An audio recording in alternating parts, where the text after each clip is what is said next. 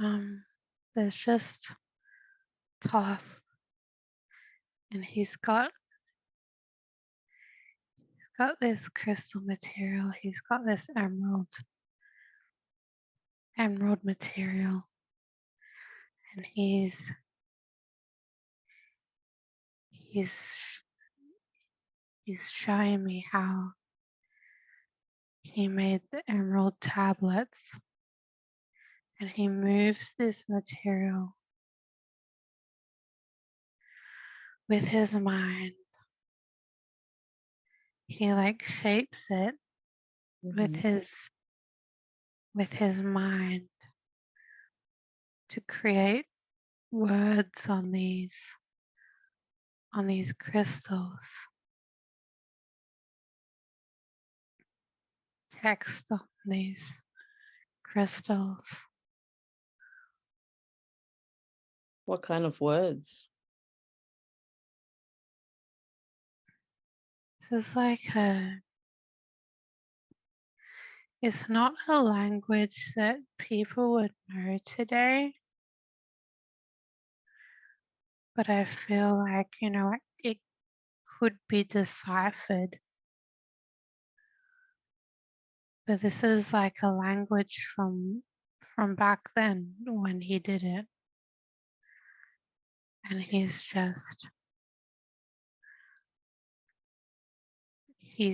doing this because, he knows that, well, at least with something valuable like this material, that it's not going to be thrown away or burnt very easily.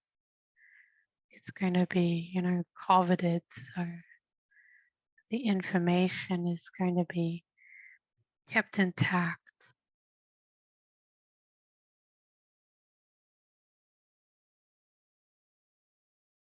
This is green material, and there's like, it's like, what's the word? It's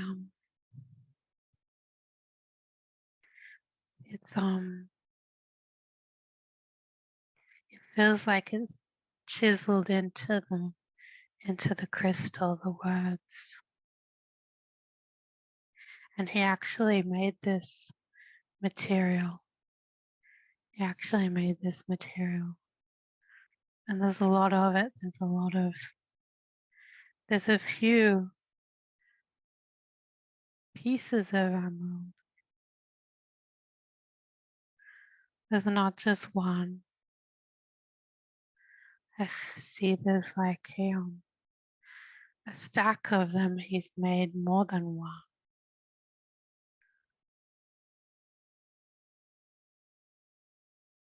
He got this material out of this much bigger emerald. It's a very big one. And the earth was very rich with minerals at this time. Mm-hmm. And he got this giant emerald. And then with his mind he split it into smaller sort of sheets, like tiles. And then he's putting the words on these sheets or tiles of crystal.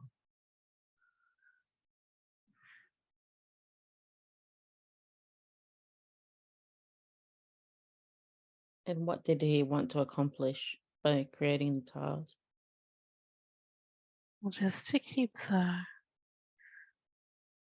the knowledge. He knew what was going to happen.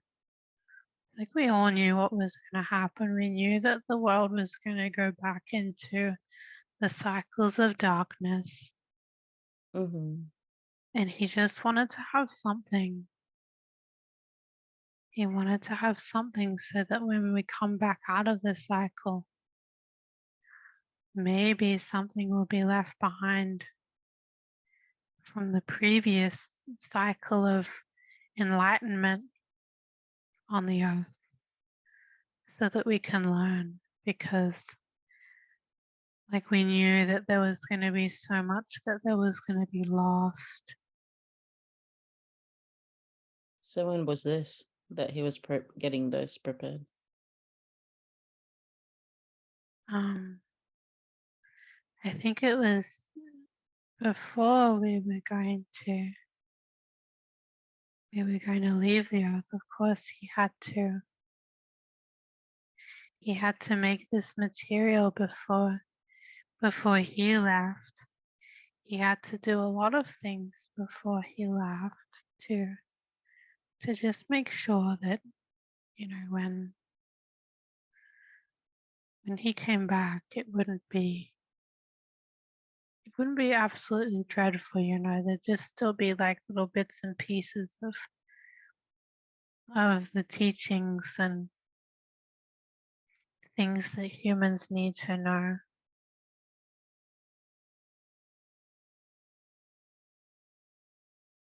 How did Thoth and Lumina meet?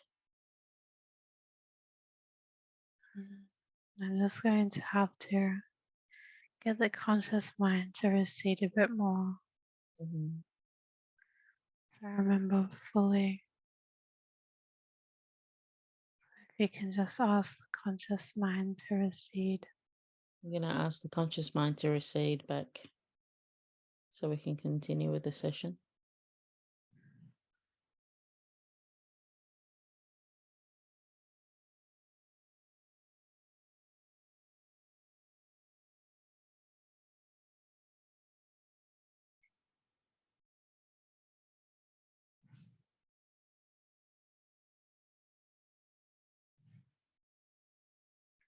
I'm sorry, I'm just adjusting to the body. Okay.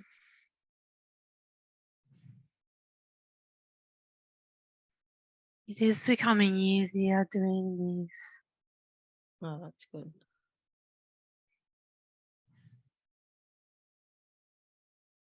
It is slightly easier every time. Mm-hmm.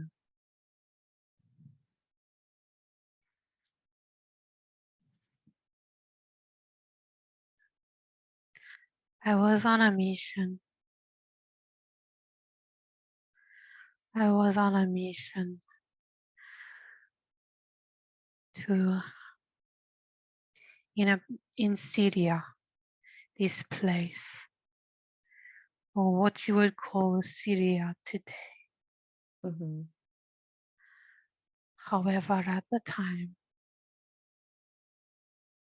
it was not called Syria, but you get what I mean. Mm-hmm. So we were on a mission in this place.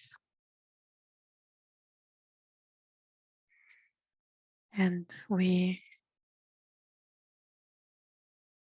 were doing this mission because there was still some dark forces in the area that needed to be taken care of after the bigger battle. There was some smaller areas that still needed to be liberated. And so Thoth, I'm seeing, he was sent on this mission to assist me. He was sent to assist me on this mission. And I didn't know him very much before this. I had only seen him a few times before, and I didn't pay attention to him very much before this time.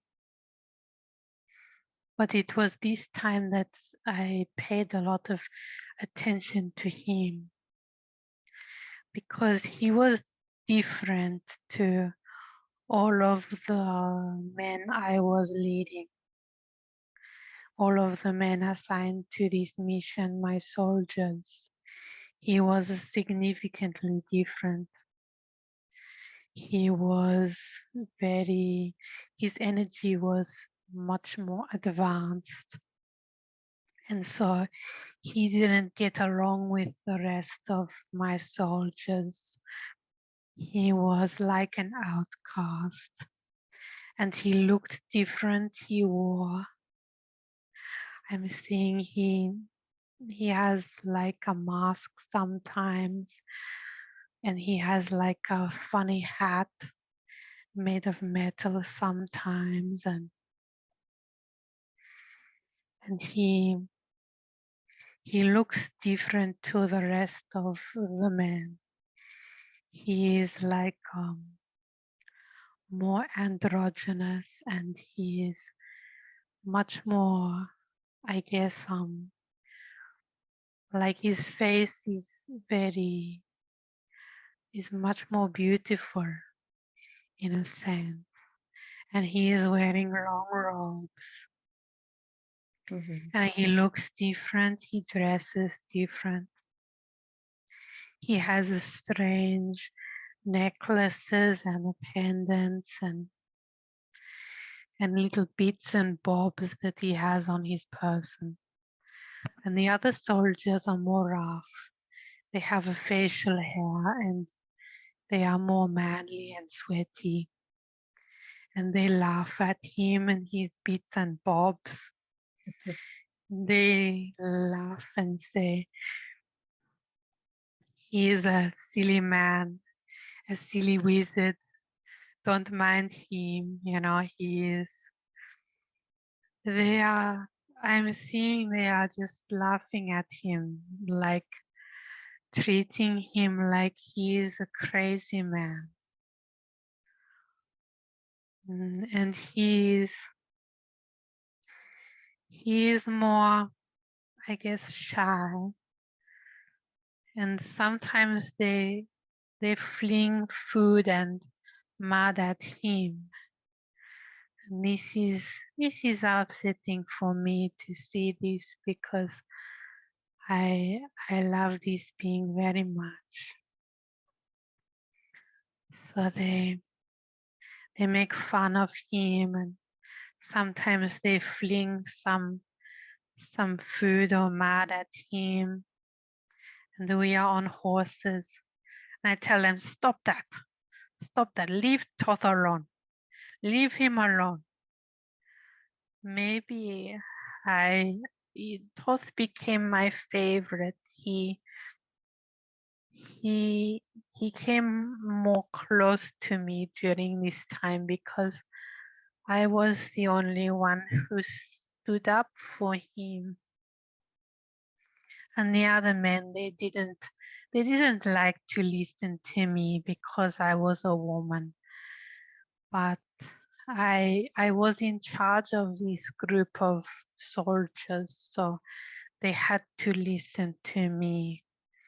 But they didn't like to listen to me, and they thought that Thoth was like teacher's pet kind of situation. Like he was always hanging around with me and close to me, and they are laughing at him and saying, like making sexual jokes, like, oh, you are just getting with her. We know what you're doing. You just want to sleep with her. But actually, he was very kind to me. He listened to me, to what I talked about, and I couldn't have like a regular conversation when we were traveling with my soldiers. Like they just didn't like to hear about my conversation topics, Like I was feeling like an outcast too, but I could talk about these things with Thoth, and he was very interested in what I had to say, and he had some things to say that were very interesting too. It was a very good, we had very good conversations, and he was talking about this project and the things that he did in Egypt, and I was like, oh, I can't wait to see someday. You should show me. And so we were already kind of making plans, like, oh well, one day when Egypt is fully liberated, we must go together. I will take a look at all of these places that you are talking about. I'm very interested. I will go there personally with you. we will look together, and I will see all your handiwork. I want to see what you have done. And he wanted to know things about the Elohim too. So I told him all kinds of things. And he was like, wow, that's fascinating. And we had so many good conversations while we were on this journey. I'm seeing we are on horseback, and there is, we are pitching tents here and there around the place while we are traveling. It's quite a slow way to travel, but humanity had gone backwards since now, so we were traveling in this more traditional way. It was just easier for everybody, for a whole heap of soldiers to have horses and tents and this kind of thing. But I have a big beast. I am not on a regular horse. I am riding what you would call like an Irish elk, like a big prehistoric elk deer thing. Mm-hmm. It's very big. I tower over his horse, and I look down at him, and he looks up at me, and we are having conversations, and we are eating some stuff together.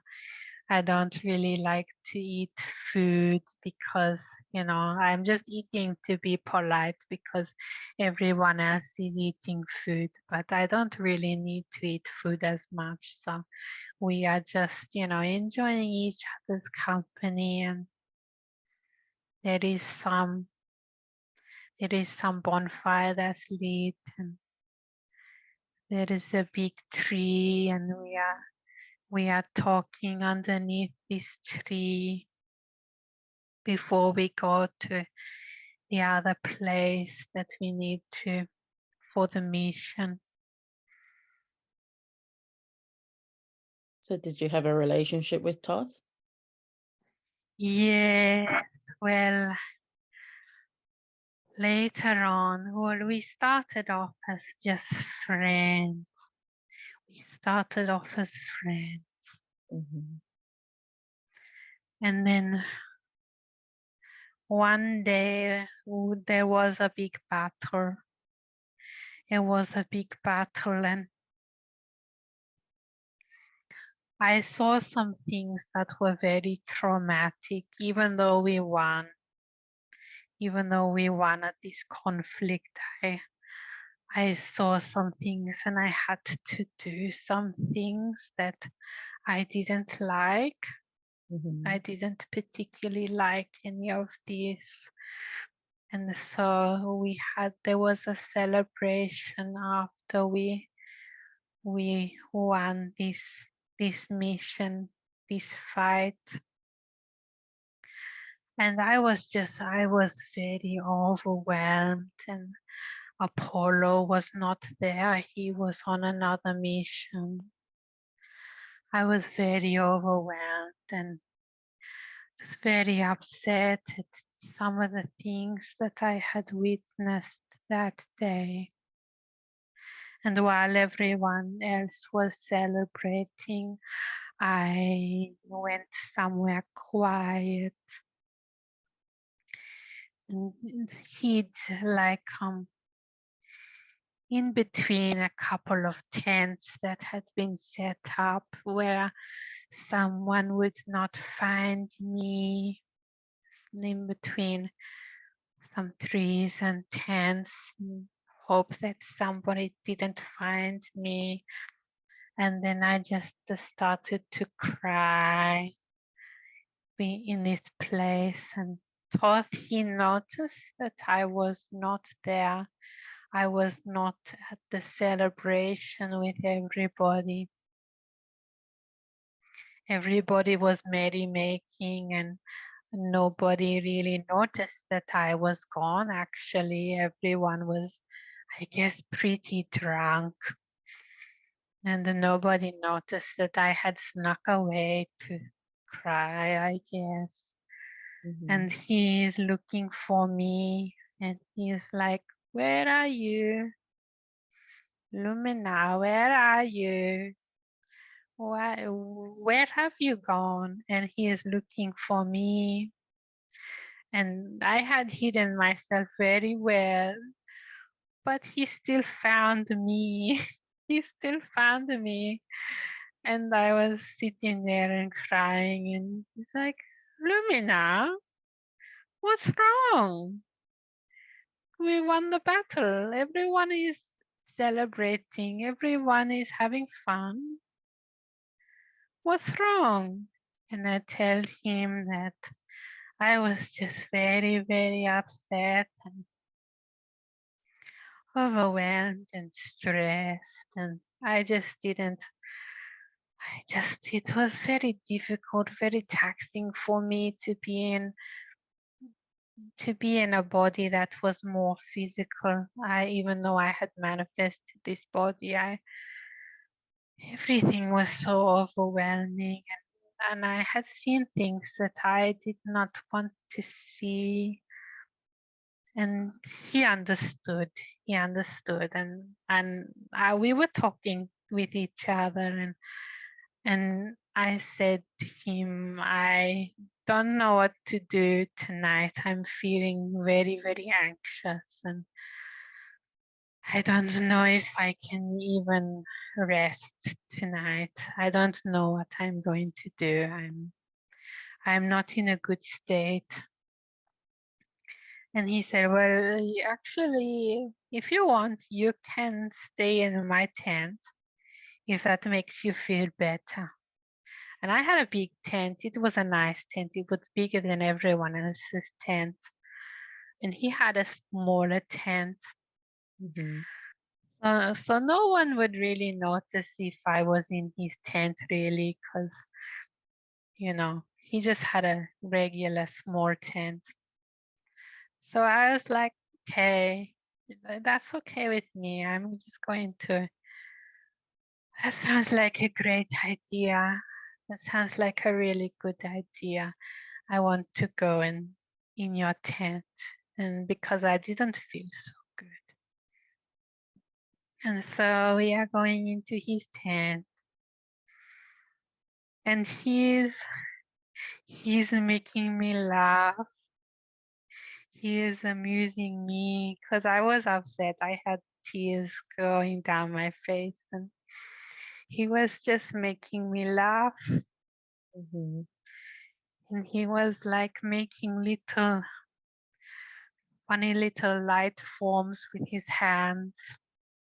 He had special skills. He was like extraterrestrial being, humanoid being. And he was making little funny, like, I don't know, like a puppet show with his hands, but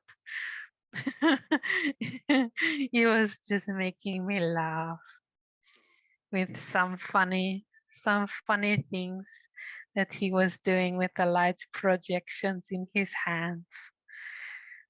And then I just hugged him because I understood he was trying to make me feel better. And that's when I realized I really, really, really liked him. And maybe he realized he really, really liked me, like loved me. And then we had sex. So after he made me laugh. Maybe this is a little bit of a cheesy story, but yes, that happened. And so because I hugged him, and then he hugged me, and then things started to happen. Unfortunately for Apollo, I was cheating. So you were still with Apollo then? Yes, but Apollo was on a different mission and I couldn't see him at the time in my physical. So unfortunately, this happened and I came back. I came back from this mission and it was Apollo noticed something was different with me and he got very suspicious. And then I just had to tell him and he's like, what? He wasn't very happy about this and he asked, who is this guy? Of course, I said, no, don't worry about it. I'm not going to, don't worry about his name, okay? Don't go searching for him, okay? I am very, very sorry. This is no good. I have done the wrong thing. But don't go searching for him. Don't go hunting for him. And he said, well, this is really serious. I don't think you're taking this seriously enough, my love. And so I had to tell him, oh, you know, Thoth, this one, the guy, he was from Atlantis and, you know, blah, blah, blah. And told him about this being and he wanted to go and see him. And I didn't think this was a good idea. I didn't think this was a good idea. I just got very embarrassed at this point. I made a big mistake. So he finds Thoth and he goes up to him and he's like, what's this all about? You slept with my wife. Did you know that she's my wife? Were you aware of this? He said, no, no, no, no, no. She didn't tell me. She didn't tell me this. And then everyone looking at me, is this true? Yes, I didn't tell him. Oh, it was a very awkward situation. And then it's like Apollo tried to start a bit of a confrontation with him, just a little one, not like they didn't get in fisticuffs or anything. But, you know, he was very, I guess, intimidating. And then, you know, Apollo said to me, you need to make it up to me and you can't have sex with this man again, okay? I'm not going to let this happen. And you need to make it up to me by doing various things for me. Okay, I agree to this. But then he goes to Thoth and he says, and you need to make it up to me as well. I'm like, hang on a second, this was my fault. This was my fault. What does he have to do with this? But I think Apollo, he just wanted to know who this guy was and what he was all about, you know? See if he scope him out. He wanted to scope him out. And like he he asked Thoth, oh, I want you to do some things for me to get to know him better, to find out what this is really about, because this was a little bit this was maybe a little bit different for me to do this. So he wanted to know who is this man and why does Lumina like him so much and why would she do this? So he wanted to understand my motivations for being attracted to this to this being. So he got him to do some tasks and help him with things, with teaching people. And Apollo was actually quite impressed, and he said to me, I think you have good taste. I quite like this one. He is very, very kind, and he's very funny, and well, he is just a really good friend to me already. Mhm. And like he could tell that this was a good being, a Mhm. very, very good, and he was funny, and Apollo laughed at his jokes and thought he was so funny. And yeah, so Apollo and him became friends. And this is where the story of Apollo and uh, Hermes comes from, because Thoth is actually, this is same being. I see. So it started off a little bit rough, but they become really good friends after this. They were really close, and like they liked each other's sense of humor, and they got along very well, which was good. And then one day Apollo said to me, actually, you can, it's okay if you want to, be with this being. It's okay, I'm okay with that, because the Elohim are, I guess you would say, polyamorous in a sense. Mm-hmm. So And what was? Yep. he just gave permission to me. He just gave his permission to me to, you know, you can do what you like now. I don't really mind, because, I really like this guy and you like this guy and we both like him. Fair enough. What Mm. is Thoth's relationship to the pyramids? So the first ones that were there, he was like the architect for this.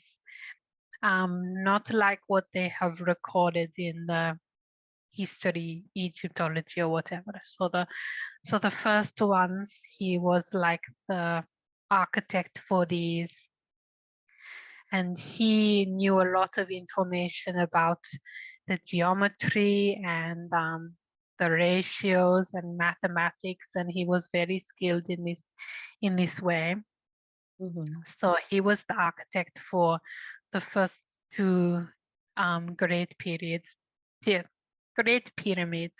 because there was actually two, and there was a few more things that he made as well, but he brought it was about preserving some information, like about the sacred geometry from Atlantis.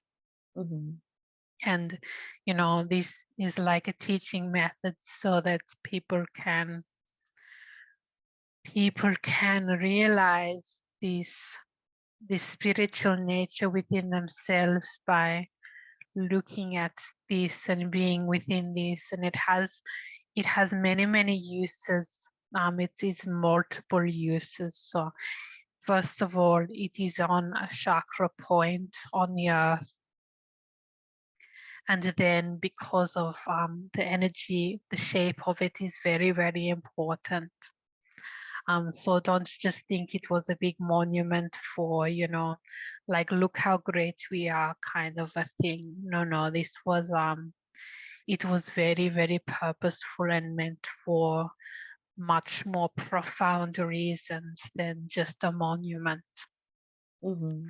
So it was like an ascension chamber and an ascension school, and like the energy of the combined psychic energy of the blocks, because the first ones were made with with psychic skills from Atlantis times. The people who migrated over from there, and extraterrestrial beings, they helped with this, and like he was like the architect of this project, but many beings participated in the psychic skills to move these blocks and create this structure. So there was two great pyramids. So there was one is the white one, and then the other one is the black one. And these were two like ascension schools.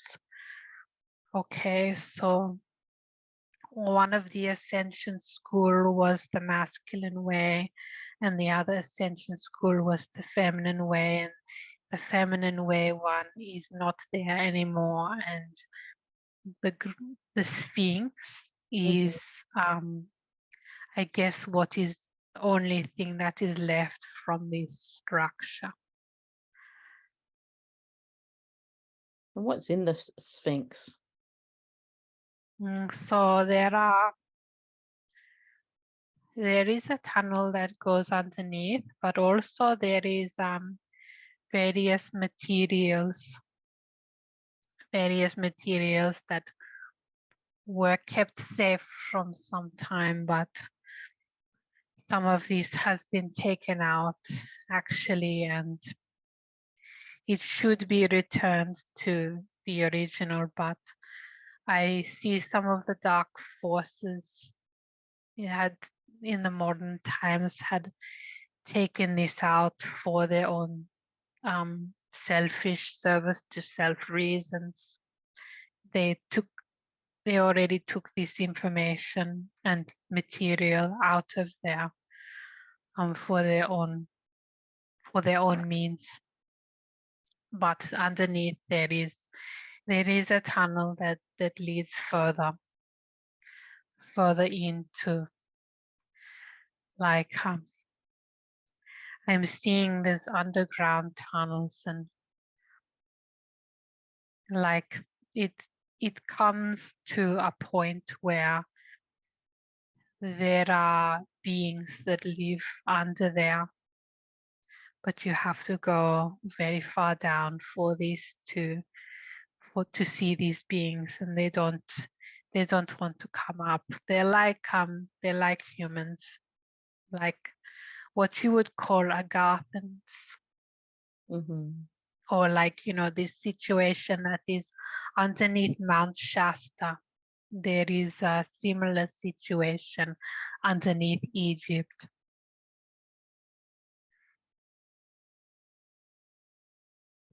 And what do they do? Do they ever come out to the earth, or?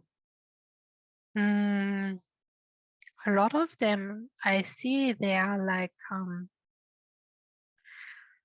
some of them are from the Brotherhood of the Light, like that were there in the original time, and they went underground when it was becoming too dense. Like when Thoth left, he told them, look, lots of things are going to happen, okay? And you can choose to keep the knowledge on the surface and to try and find people who will learn the knowledge, and so that you can bring this on to others. But because of the vibration is getting lower and lower, you will live a shorter life, and it will get more and more difficult for you to spread the teachings. So he told them, there is another way.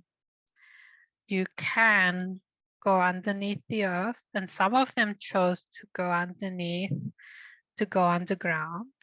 And some of them chose to, well, how would I say, tough it out on the surface and continued to spread the teachings on the surface. And this group who continued to spread the teachings on the surface of the Light Brotherhood of Thoth, they were known as the Kulu people, the wandering race of people who had access to some of the old Atlantis ways and various other things and ascension schools and mysteries. So this was the Kulu people as talked about in the Dolores Canon books, the Jesus book, where the Essenes, they were taught by the Kulu people long time ago. So these people were like, you would say they were Thoth's followers, the Kulu people. They were from the Brotherhood of Light. They were like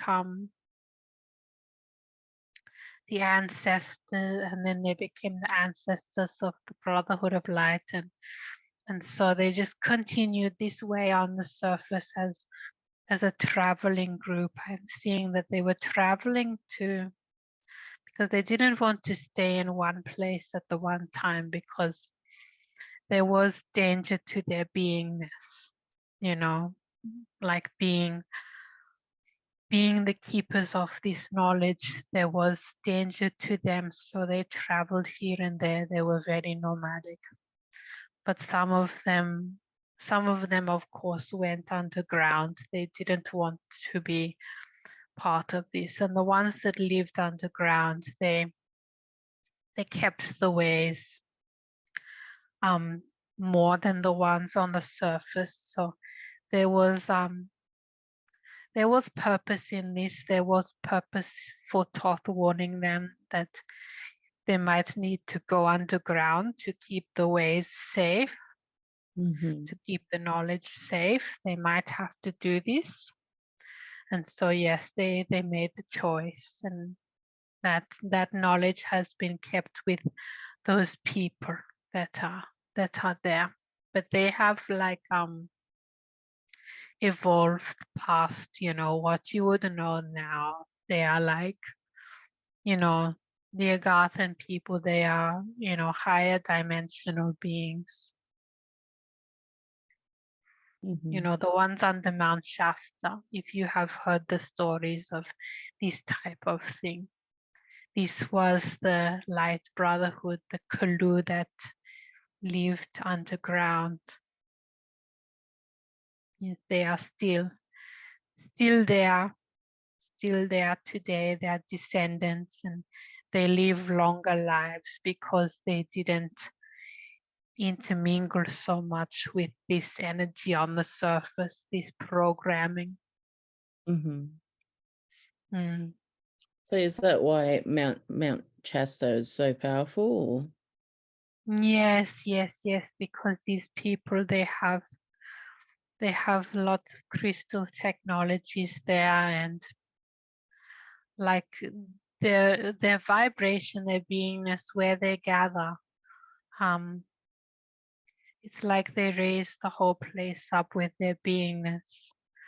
So where very high vibrational beings gather, this place is raised up, so in the vibrational sense. I feel like, I feel like the ones in Egypt are a little bit further underground, but the ones in Mount Shasta are more towards the surface, so you can feel this energy of upliftment a lot more in this place, just because of how close this group of beings are to the surface, like they're inside the mountain, but the ones in Egypt are further down. Yeah, I see. And they've got like cities under there, like tunnels that lead. Yes. They have their own like living spaces. Okay. What was Thoth doing in Atlantis? Thoth was doing, he was a visitor from Sidious. It was like he was a hybrid being. He was a hybrid being that was, I guess, dropped there to, they knew he was going to help people. So it was like he was placed for this mission. Mm-hmm. And he had family there too, and he was guiding the Brotherhood of the Light. And he went into the Brotherhood of the Darkness too, just out of curiosity. Mm-hmm. But he didn't stay there very long because he got a very bad feeling about it. But he was there and in the Atlantean secret societies. So there was the Brotherhood of Darkness, which was called various things, and the Brotherhood of Light. I'm just going to call it that to make it very simple for everyone. Mm-hmm. So he was involved in the Brotherhood of Light, and he was a teacher as well. But he had teachers there. He had various and extraterrestrial beings that were his teachers as well. And so towards the end of this, Atlantis was getting more and more dysfunctional.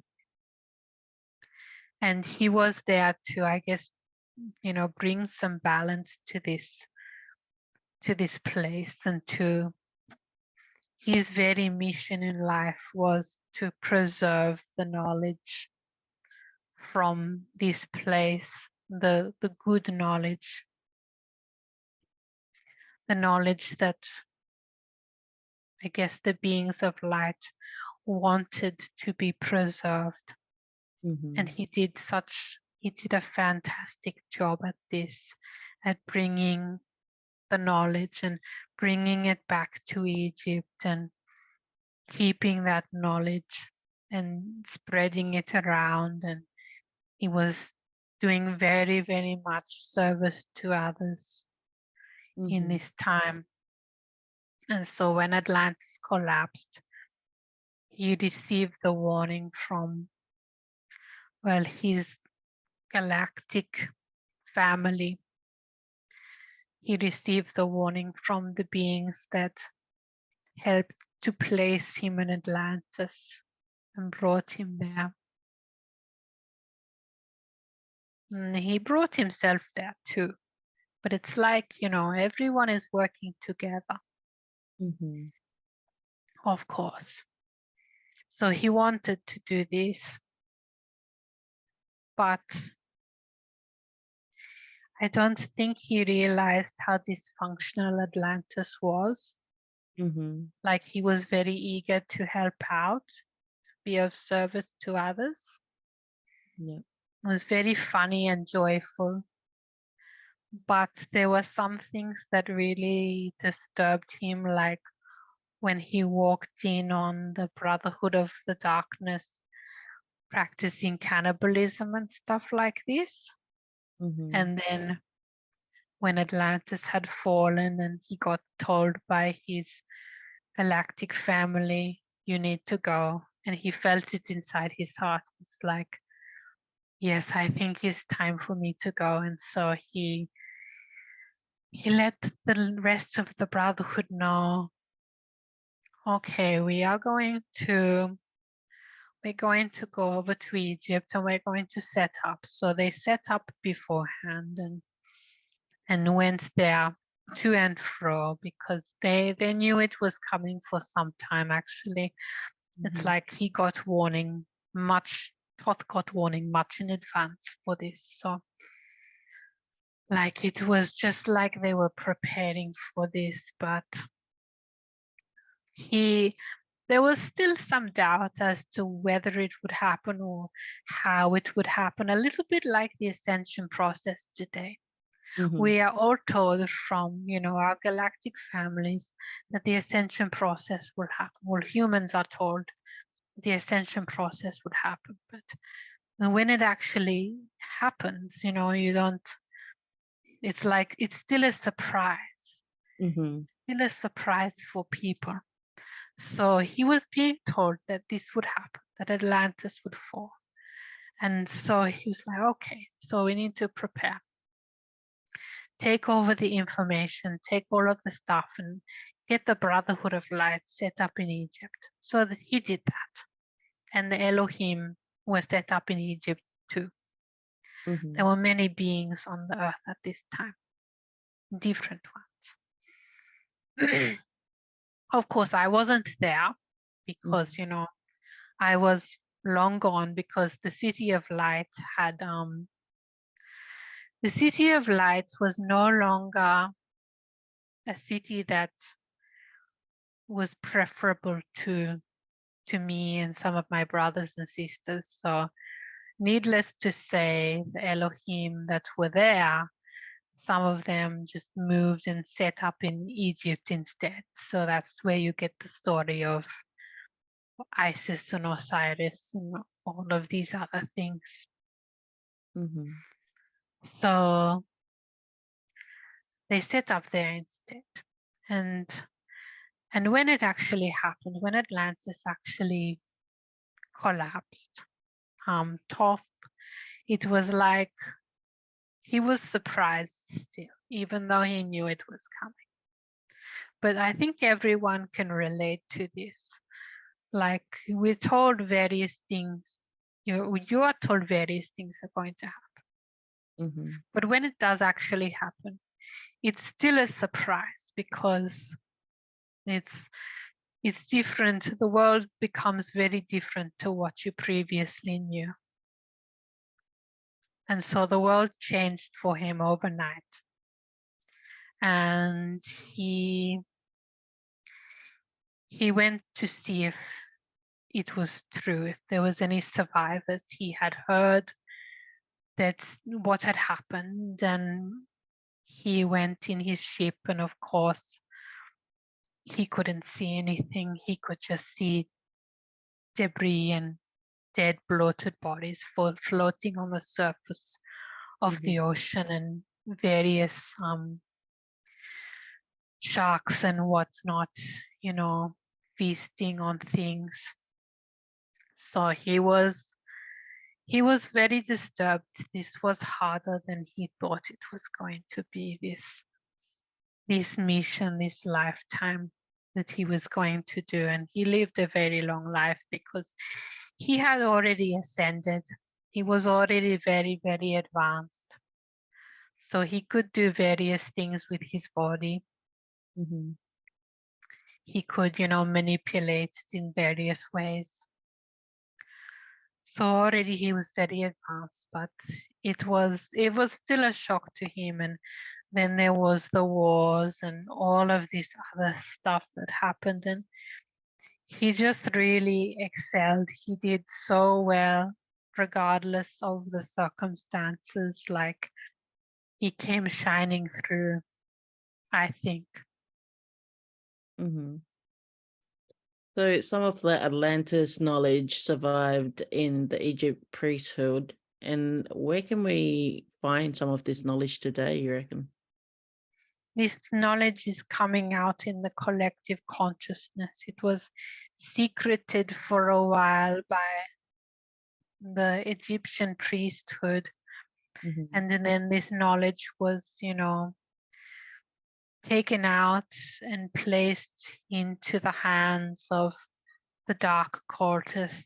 So, the Freemasons and Illuminati and these type of secret societies and various societies, the information was taken from the Egyptian priesthood and filtered through these various means for service to self, kind of. reasons. They were not wanting to share this knowledge with anyone else except with the people in their secret society brotherhood. So this information is what you would call occulted information.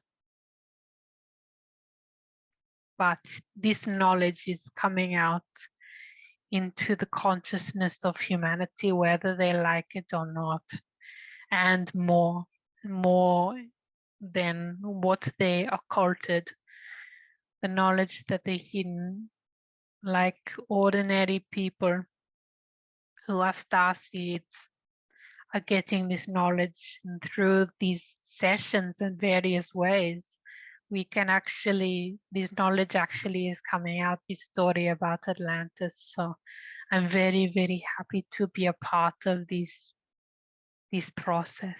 So it is coming out in ways just like this, for example, where, you know, we have like a Elohim soul coming back to Earth, or a star seed soul, or something, or a soul that used to live in Atlantis, or a soul that was part of the Brotherhood of Light in Atlantis, and they are coming back and they are going to receive the knowledge again. And it's always within them. They just need to tap into that part of themselves. And the knowledge comes out. And so they can't keep it a secret anymore. It's coming out here and there and everywhere. And it's like a dam will burst. It will definitely burst in regards to this knowledge. It can't keep being occulted for any longer. It needs to come out. So did Thoth have a relationship with the Elohim afterwards in Greece and become known as Hermes? Yes, Hermes. Means? He was known by this name by the Greeks, but you know, he has various names.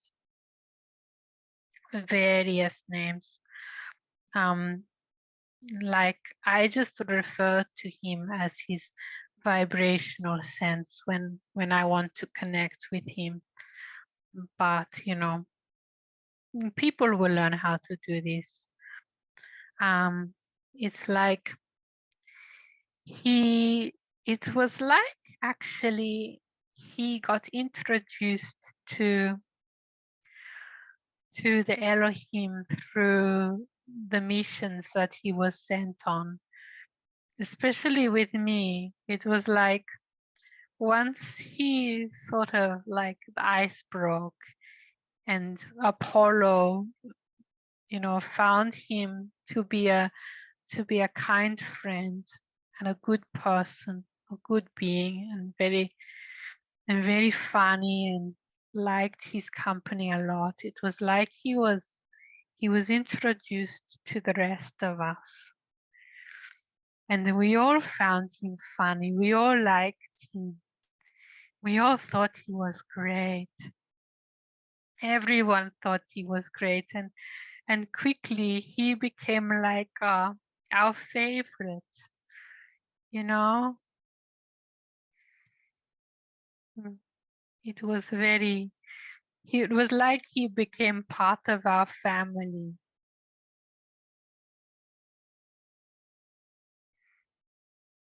But he wasn't an Elohim, or? No. He was an extraterrestrial being. He was not an Elohim. Well, he's But from Sirius, did you say? yes. He was like a Syrian hybrid being. Oh, okay. But he was very much welcomed with us. And so maybe people just thought that because he hung out with us so much, that he must be one of us, because he had a higher vibration. And so he could stay around us for very long periods of time, and he didn't get any physical problems at all. Like he didn't need to to take precautions like humans did with us. He was already very high vibrational, so he could hang out with a lot of Elohim. And he actually he got along well with everyone. He got along well with my sisters as well. He was he was very busy with, you know, my sisters sometimes. Which sister was that? Oh, he liked various sisters and brothers. He liked Apollo too, actually. I have to laugh.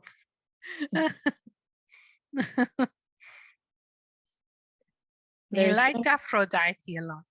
That's what I'm going to say. okay. Actually, that is something that I was going to say. He liked Aphrodite a lot because she is very, very beautiful. And he liked me a lot. And he liked Apollo. And yeah, He liked everyone. yeah, he liked everyone.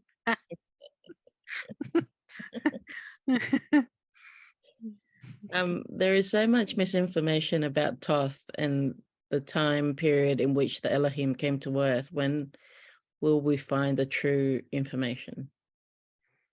Well, people need to look within their hearts and stop listening to this YouTube or that YouTube or this information or that information that's come from. You don't know where this information has come from. Humanity has had problems with imposter beings for thousands and thousands and thousands of years. So why do you think that channeled information from this one or that one is going to be any different? If those people weren't there at the time, if their higher selves, their souls weren't there participating in Atlantis or Egypt or any of these places at the time, or witnessing the Elohim at the time, if their souls weren't there and they can't get that information from their higher self, they're getting this information from who knows where they are getting this information from. Mm-hmm. You don't know where it's coming from. You don't know where that source is coming from. They can't get that information from their higher self, then you don't know where it's coming from. What are some So, misinformations that they're saying? like, there's various misinformations. I guess different things that appear on YouTube. You know, you have like all of these Facebook groups and YouTubes where they are talking about, oh, you know, the Anunnaki, blah, blah, blah, this type of story. There's a Mm-hmm. couple of stories that are floating around, and some of them are very, like the Elohim were known as Anunnaki as well, but they weren't, like they were good Anunnaki, and then there was ones that were more service to self. So there were all types of different beings coming to Earth at various times, and Mm-hmm. people get them all confused. They say that they're all Anunnaki and get all of the stories confused. Mm-hmm. Or like the stories, it's like a telephone game from 25,000 years ago. So how do you know that it's going to be correct? Unless you are doing like a past life regression, Mm-hmm. where you are fully in clarity with your higher self and full, I guess, in your beingness, in your strength, and not fearful, then you are getting the true information that is coming from your heart. Other than that, like, there is many sources of information that come from so many places. And some of these sources of information, in fact, a lot of them, are from these imposter beings, from these service to self entities, and entities that just want to, some of them even just want to have fun. Some of them want to have a good laugh at humanity, you know? And these beings always, they come out of the woodwork whenever somebody wants to know about this particular time period, because there is a deep desire within humanity to know the truth, to know what really happened, to know how it all went down between extraterrestrial beings coming to Earth and humans. There has always been this desire to want to reconnect with their galactic selves. So a lot of beings take advantage of this, ones that do not have humanity's best interests. And they are popping into conversations where you are getting, somebody who is channeling or saying that, they are the special one who is meant to give this knowledge and whatnot. But yes, unfortunately, if you have this kind of mindset that, yes, then there's lots of, I guess, what you would call social media influencers that take advantage of this type of topic. They take advantage of this type of thing because it's very popular, it gets a lot of clicks, because humanity has this deep desire within themselves to know what happened at this time frame. So it's always about going within, always. Nobody knows better than what you do deep within your soul. And that is that. Now, is Thoth coming back to give information? Yes, he is helping humanity again. He is coming back more so this year. His energy, he is preparing, because humanity is on the cusp of, well, what we would call their galactic rebirth. It's like they have entered their galactic age in this year, in it coming into the consciousness. So the effects of this will be felt for the next decade, and you will see things happen that you have never seen before in human history, or in non-human history. So we know what that might be. So there is a chance for humanity to know that they are not alone. Like they are, I guess, part of something bigger. And their history books will have to be revised. They will become known.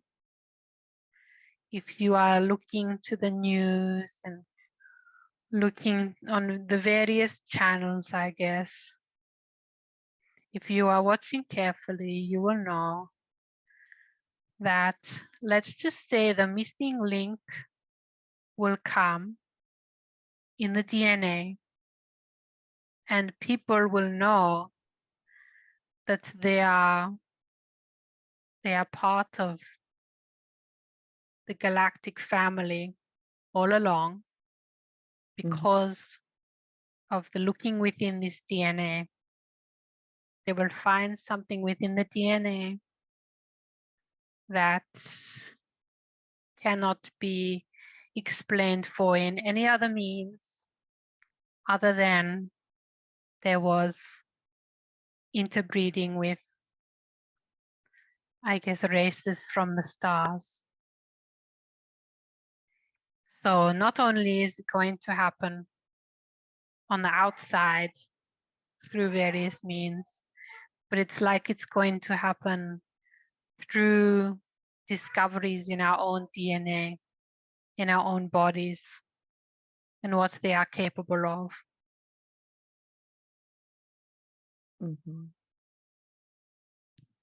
Thank you for that. There were some faint memories where Lumina and Thoth traveled. Was this just when they were in battle together, and then after when you met When Apollo and your sisters? so after the battle situation, we still liked to hang out together. And of course, we hung out together very often. Often we would go on little trips together, like walking around and just walking together, like hanging out, because afterwards, after all the battles and whatnot, we were on Earth for a long time. So we had various adventures, and some days we went on walkabout, and we went and we played in the waterfalls, and we swam together, and one time we found a dead body, and that was really, really disgusting. I don't think a few people had been murdered, actually, so it was a bigger problem. So we came back with our weapons and whatnot, and we didn't want to make a big fuss, with our powers. So we grabbed weapons. Like, we didn't want to frighten people, but there was some things that that happened. There's various things that happened when we were together, and it was we had a good time. So often we are traveling together. And he has like a backpack, and sometimes we are doing grid work on the Earth. We are just traveling to certain places to help out the Earth Mother. And doing grid work in certain areas. So I would travel with him, and he would wear his hat, and I would wear a short dress and sandals, and we would go on walking, and we still had, he still had his staff on him. He had a staff which helped him, and he, in various ways, it was like what you would call a magic sort of staff, I guess. But around people, we tried not to do too much, crazy stuff, just because depending on the region, some people would be a little bit frightened by something different. So already it was getting to the point, like in Atlantis, it was perfectly acceptable for people to have psychic abilities. But in the countryside, away from Atlantis, in Europe and various places, sometimes you would find the people could be very startled and scared by this. So we had to try and be normal around people sometimes.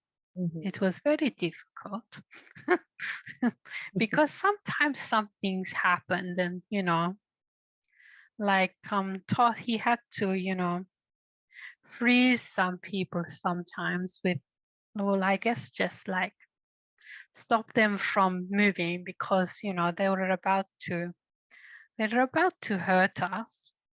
And he just had to stop them, just to stop them from doing that. I guess like the world was unusual back then because there was like beings and humans who had very high psychic skills and technologies, And then there was other people who were very primitive. And the primitive people got scared. It was like there was magic people and not magic people. And the not magic people were like, there is monsters and, you know, wizards and crazy things going on over there. And, you know, and they distrusted the Elohim. And they made all sorts of stories like, be careful if you come across this one, you know, all kinds of things. So I guess this is where the myth and magic sort of thing comes from, because there was two distinct groups of people.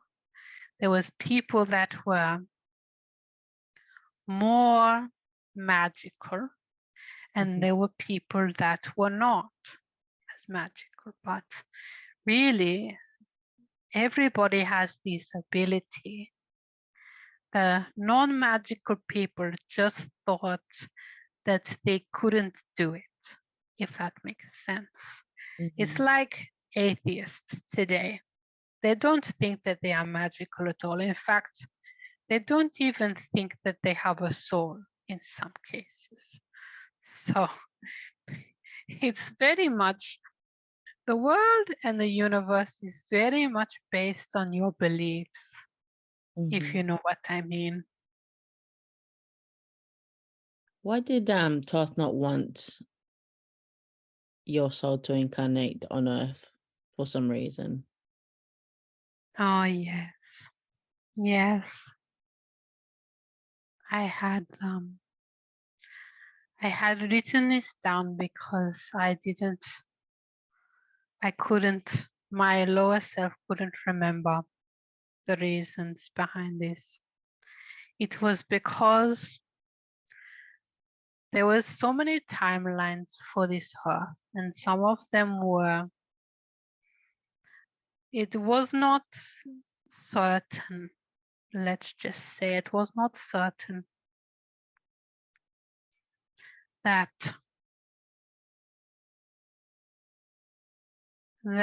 like my beingness would survive in this body. It was not certain, and because of various influences like the dark ones. It was not certain. There was lots of danger for me coming here. And if it is fine now, it's fine now. All of that danger has passed. But if, for example, something happened to me and I was like genocided with a portion of the population with my family, here on Earth, I would be very, very traumatized afterwards. And he loves me very, very much. And even though I wanted to, it was a big risk for me coming here. I wanted to do a service for humanity and the Earth, and also I had some karmic things I needed to sort out. But it wasn't easy, and I did not want to be in a body sometimes. I wanted to die many, many times because I was so uncomfortable with the vibration here. And he told me many precautions to take. So I respect him for that. But he went a bit too far because he does love me very, very much. I know because he is here, and he is of course watching this session. But I'm trying to understand the best way to say it. It was like he didn't want me to go because he loves me. He didn't want me to be traumatized. He didn't want me to see me be traumatized in in various ways, and then, you know, on these dark timelines that were possible, and then perhaps, you know, there was just so much uncertainty with all of the star seeds that came here. It was an enormous sacrifice that was made, and he didn't want me to forget about him. And this was considered a little bit selfish by, I guess, all of the Elohim, and I guess the group which I come from. They considered this a little bit selfish, that he didn't want me to forget about him with the amnesia that comes with being on Earth. Mm-hmm. And why do we get amnesia when we come to Earth? As part of the programming. It was part of, I guess, the cloak of darkness that was on the Earth. It is being unprogrammed now, but it was there for a long time. When I talk about programming, I'm talking about how the reality, how the matrix is constructed. So there was a big effort on behalf of the dark forces to make it like this, but also it was for growth, for humanity's growth. Mm-hmm. Like, they weren't meant to forget so much. Okay, they were meant to remember a little tiny bit of their past lives here and there, but this was tweaked. Like, it was still like a very good learning opportunity, even if you could remember only a tiny bit of the past lives. Mm-hmm. It was still an enormous learning opportunity. However, the dark ones tweaked the Earth matrix more so that you would forget everything, just everything, including your own light. And as you grew, yes, as you grew older and older, you would forget less, forget more. You would forget more and more as you became an adult. It was a complete brain wipe. And I really mean it in that sense. Mm-hmm. Completely wiped. So this was it. It's a learning opportunity when there's a lot of memory wiped. However, if there is all of the memory wiped, like in this instance, it is no longer a learning opportunity. It's like a hindrance. It is like torture for the being. Mm-hmm. So lots of brave souls came down to here, including me. And I forgot about him. I forgot about him completely.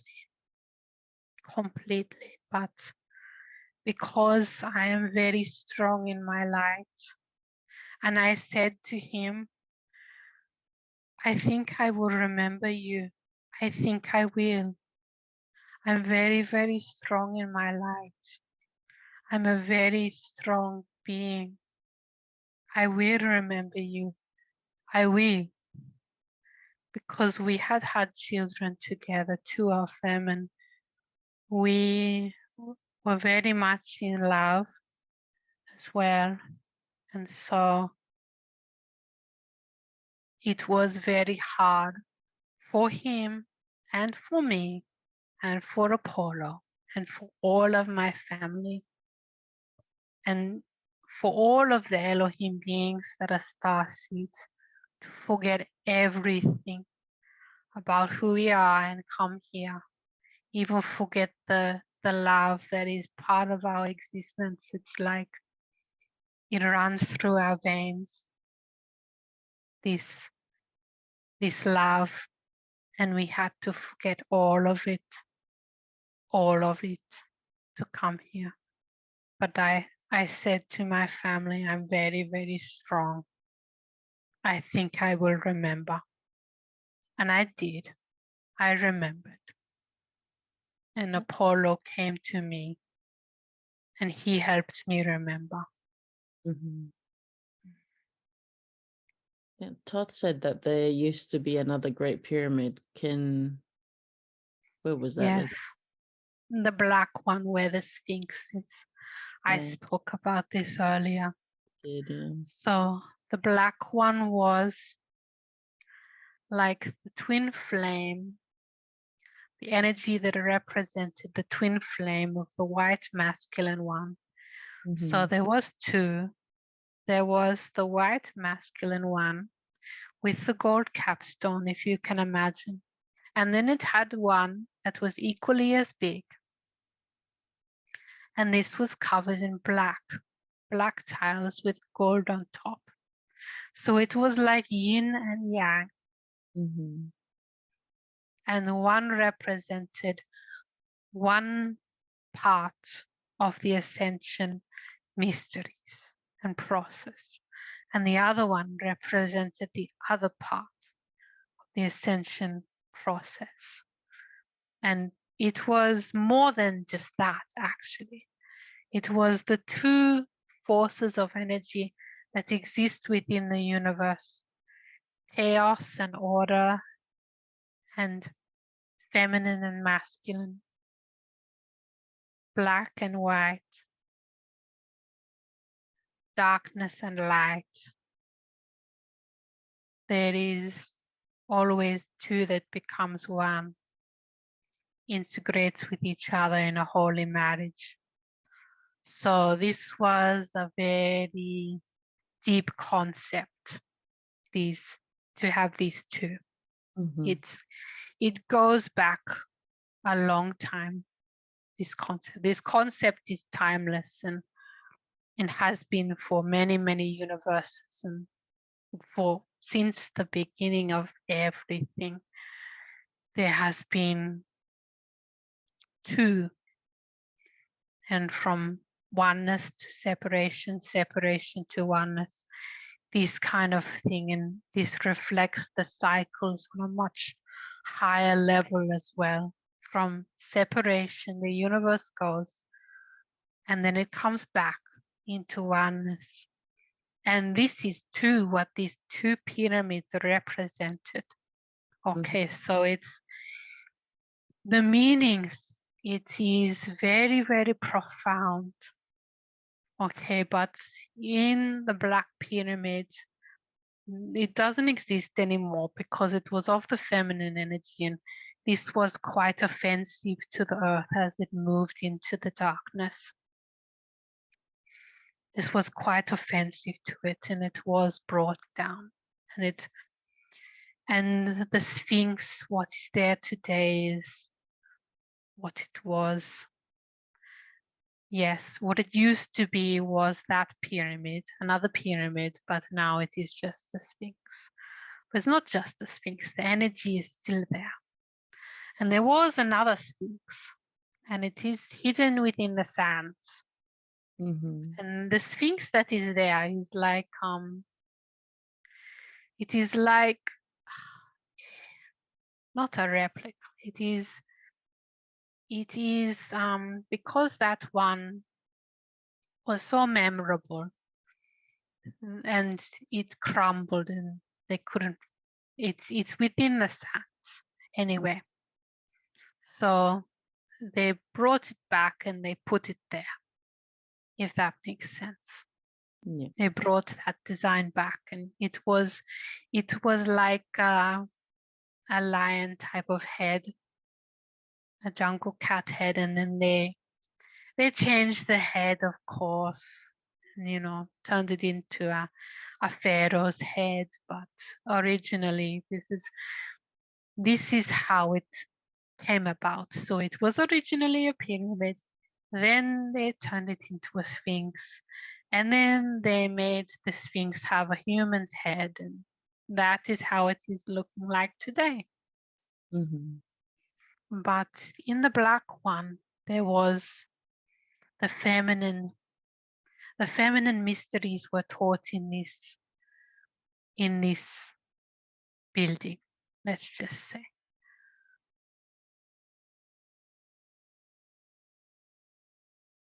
What was the Thoth doing in the conflict against Set? Okay, so he was on a mission with me, but also he was in a big battle. He took part in this as well, the big battle against Seth. So I didn't actually see him a lot of the time. I was very busy doing, battle things. But I can remember he told me that he saw me and he thought I was really scary but hot. He thought I was attractive, but he was kind of scared of me, which is understandable because the Elohim were like weapons of mass destruction on the battlefield. We were wearing golden armor, and this was a couple of days into the battle, and they hadn't realized, the other forces hadn't realized that we were there. And we all came out, and Seth just about shit his pants. So he wasn't expecting such a big crowd of Elohim wearing golden armor coming out at him and his forces. He was like, shit, why are they there? Oh no. So yeah. And well,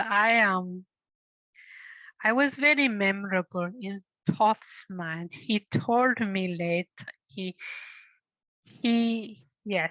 found me quite intimidating. Of course, he found all of us quite intimidating, but at the same time, he was very amazed, like, wow, look at what they can do, and incredibly amazing, like the ability to pull spaceships down to the ground, because this was a battle with horses and spaceships and all kinds of interesting things. Actually, it was I can't think of any Hollywood blockbuster that has this type of thing. But very interesting nonetheless. And when he saw me come out,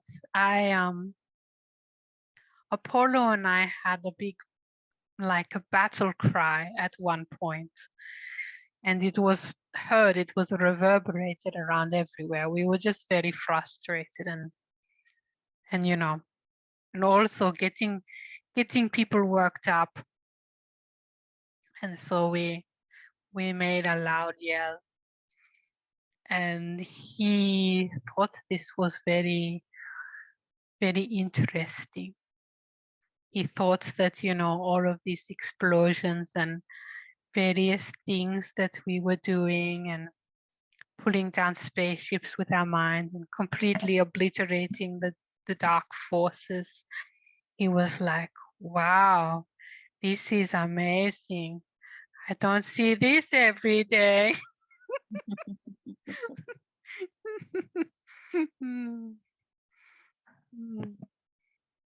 There's a lot of talk about aliens and our galactic family coming back. What kind of things can we expect? Well, they are coming, that's for sure. They really, really want to meet with humans, because it's like the cycles of the universe. It's from separation to oneness, so oneness to separation, this kind of thing. And we are heading back into oneness. So there is a desire, a great desire within the consciousness of the universe for humanity to reunite with the other that has existed outside of their scope of influence. Well, outside humanity's known scope of influence, like we haven't interacted with these beings openly, you would say, for many, many years. Not since the Elohim came to the earth and well, beginning in the earlier 20th century, there was more and more and more coming and interacting with humans.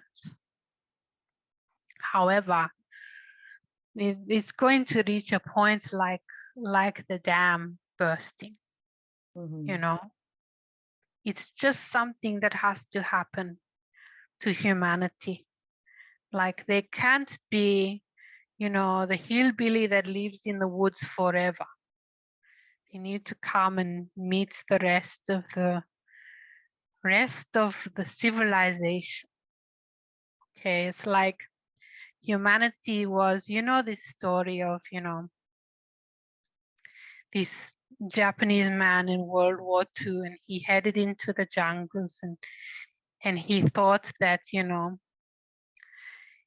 he was away from other people for so long, just living in the jungle, that he did not realize that the world had moved on without him. And humanity has been like this man. And at some point, some people found him in the jungle. And and then they brought him into the community. But he was alone, thinking that, the rest of the world was, I don't know, not there for quite some time. He thought that, well, I don't know what he thought, but he was in the jungle for a very, very long time and was not surrendering as a Japanese when, the war had been and gone. And this is like humanity. They have to come out of the jungle at some point and meet the rest of the universe. It's just part of how things need to go. They can't keep thinking that they are alone forever. So it's coming very, very close to this. And I'm seeing this year you are getting much more closer to this reality, much more talk. There's going to be a lot of talk about humanity and in relation to extraterrestrial beings, in relation to various things. Like there is timelines where you know about this sort of thing early, and timelines where you know about this sort of thing from your own DNA and various things that will happen. So all of the timelines, all of the various ones, have instances on them of where humanity is realizing that they are not alone and that they are more alien than they thought that they were. And it's through knowing that you are part alien, that really opens things up, because then people realize that there's nothing to fear, if that makes sense. Because, then, like, if you are part extraterrestrial, then your brothers and sisters from space are just family. They are like family. So it gives us a new perspective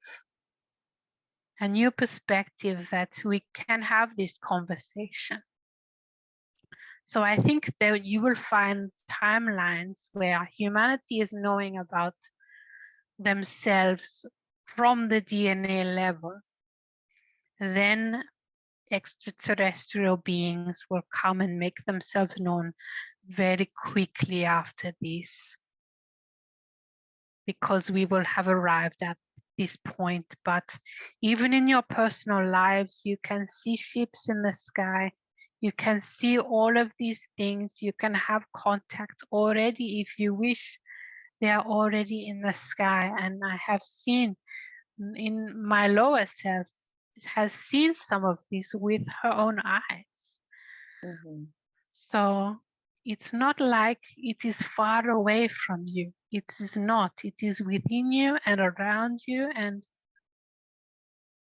there is so much extraterrestrial influence at the moment. Okay, like it is including me. Like you would say that the Elohim are extraterrestrials, wouldn't you? The Mm-hmm. Greek gods.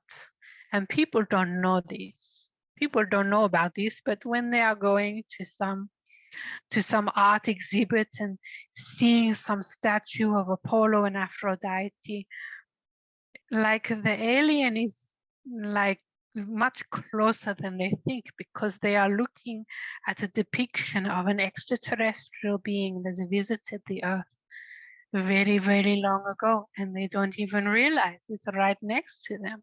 They don't, no. It's right among them. Yeah. Because I think it's more fear-based. Yes. They're going to come and attack us, and even Yes. yeah, for a long time and haven't done anything to us but help us out in our evolution. Yes.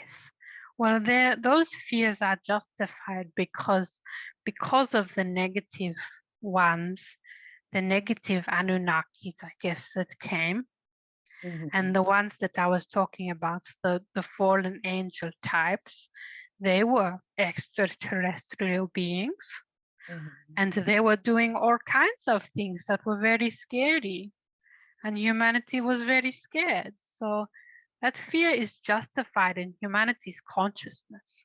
Mm-hmm. But they, at the same time, they don't realize how close they are to extraterrestrial life. They don't realize that, they have star seeds walking among them. And all of the babies that are born are practically alien. So your cute little babies in the strollers and in the prams, what you see is before you is an extraterrestrial being. And I don't know how else to say it. You go to the art gallery and you see the Elohim, and you go out and you see a baby in a stroller, and this is an extraterrestrial being, and maybe even your cousin and your babysitter is an extraterrestrial being. And then they're in the sky, and there is just, they are everywhere. Mm-hmm. They're everywhere, actually. Will the true mystery school teachings start coming back? What can we expect? Yes. This is going to be through the star seeds and through the brotherhood of the light, those beings that were on Atlantis, and then they have reincarnated, and this is all going to be coming back, and there is more and more interest in this, and I'm looking forward to bringing this back, in through my own consciousness as well. I'm looking forward to seeding this and seeding the knowledge. I'm going to bring some of this back as well. So, this is very important for me, this topic, because I am going to do it as well. Mm-hmm. And what can we expect, you reckon? Oh, various things. We are going to find out various things. This one in this country will find out something, and we are all connected to each other through the internet. So it is becoming very, very easy to share the teachings with each other. It's becoming very easy. And so some of these things that are coming, it is like as humanity is raising in its vibration and, you know, hitting certain points, there is going to be certain skills and gifts that are coming online again. They're coming back online. And so, you know, you will have people and they will talk on the internet about these various things. They have experienced various things. This is going to come back, and it's going to come back very quickly, actually, because the ascension process is being sped up. It's being sped up.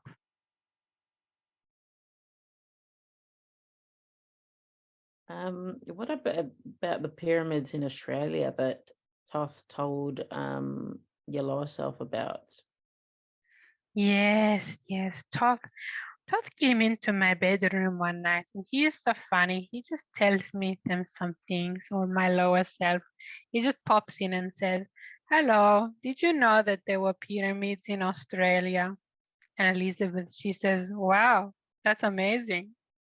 He is so funny like that. But yes,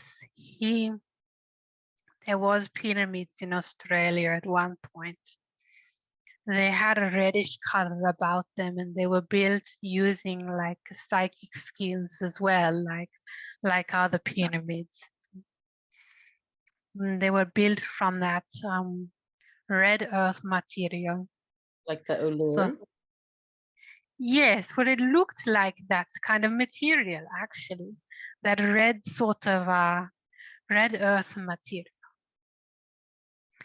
So this was made, and it is gone now, of course. It did not. It was held in place for quite a while. It was on a special point of the earth in Australia. Sorry, I'm just itchy again in the body. So it was on a certain ley line point in Australia, which was very helpful for the area. And also it was connected to Uluru in a sense. So it was around this general area. But unfortunately, you know, like the remains of this, there are no more remains, because the white settlers, they found some of these sites, these sacred sites of the Aboriginal people, and they just destroyed whatever was left of them. So a lot of these sites have been there since the Elohim were there, and the Aboriginal people have been looking after these sites and looking after them very, very well. They were very good custodians of the land, in the respect that they were looking after the grid points of the earth. They were doing the grid work, and they knew how to do the grid work. So they were taking care of the earth in this way. And well, the white people, they had much darkness in them. They had the dark one's energy in them. They were influenced by those demonic forces which we originally fought when we came to Earth. So this goes for a very long time, this story, but you get what I mean, don't you? I do, yes. Yeah. Yes, they were influenced by these beings. And so like the white people, they kept this energy and did terrible things, and then just wiped out their sacred sites because they were being influenced by the darkness on this scale. Mm. And what did the Elohim and ET beings do in Australia a very long time ago? Take We care taught, of. yes, we helped to teach them to build this pyramid, and we teach them to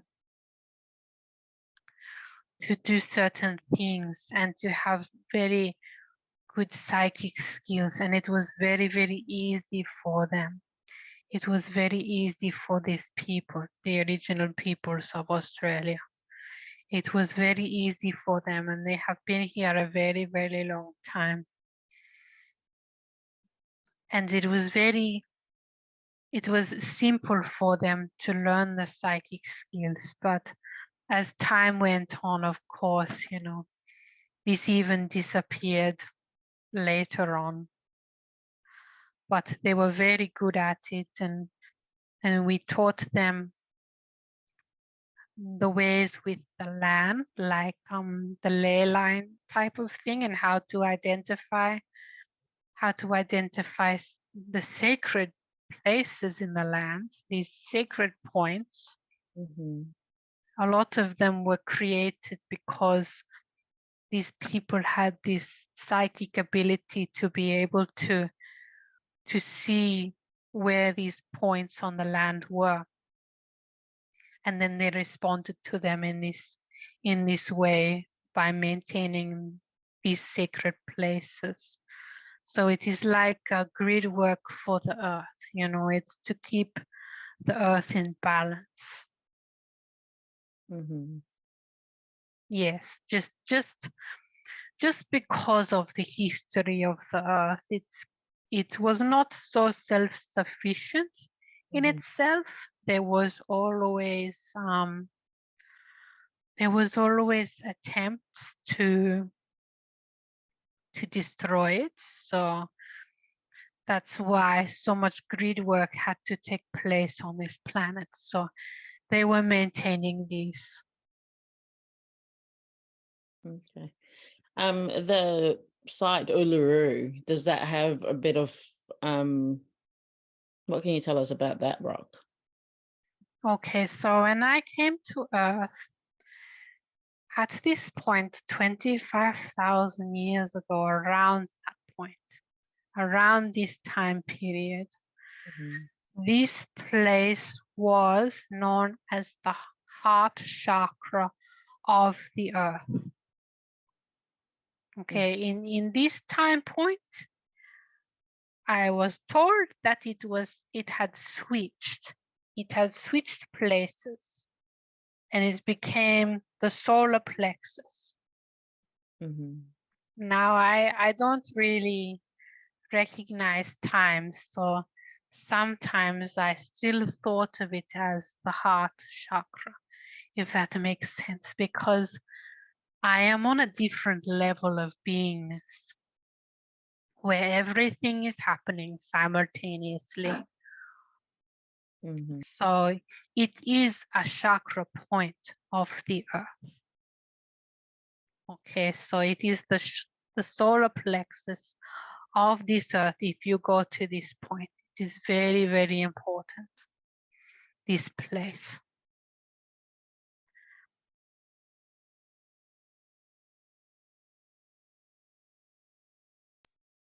So what kind of energy does it have in it? It has a very, very uplifting energy. And also it contains the energy from that time period when this was the heart chakra. So it has an opening and uplifting energy to it.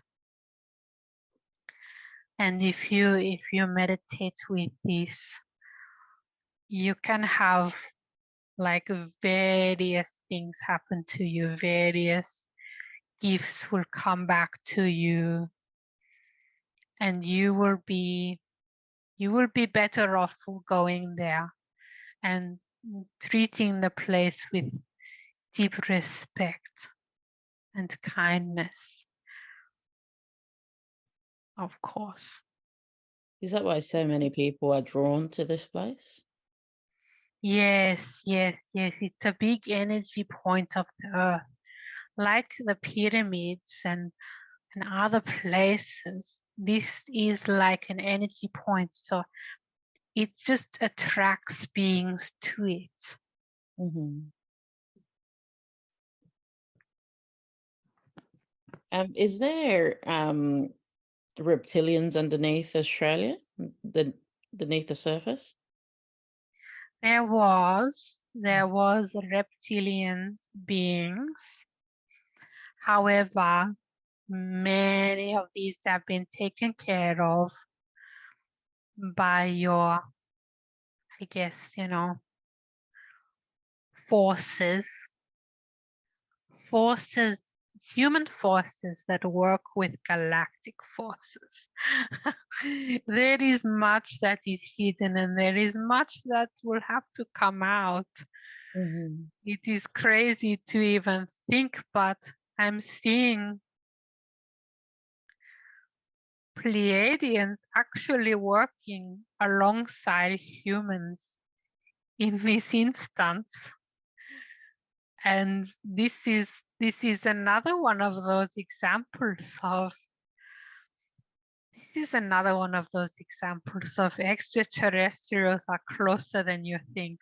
Mm-hmm. So these people, these humans have been trained.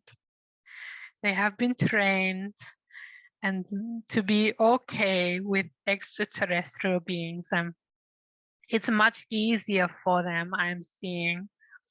It's much easier for these humans to accept it because these Pleiadians look very, very much like them. They look like human, basically. So Mm-hmm. it's very easy for them to work alongside these type of beings, if that makes sense. Mm-hmm.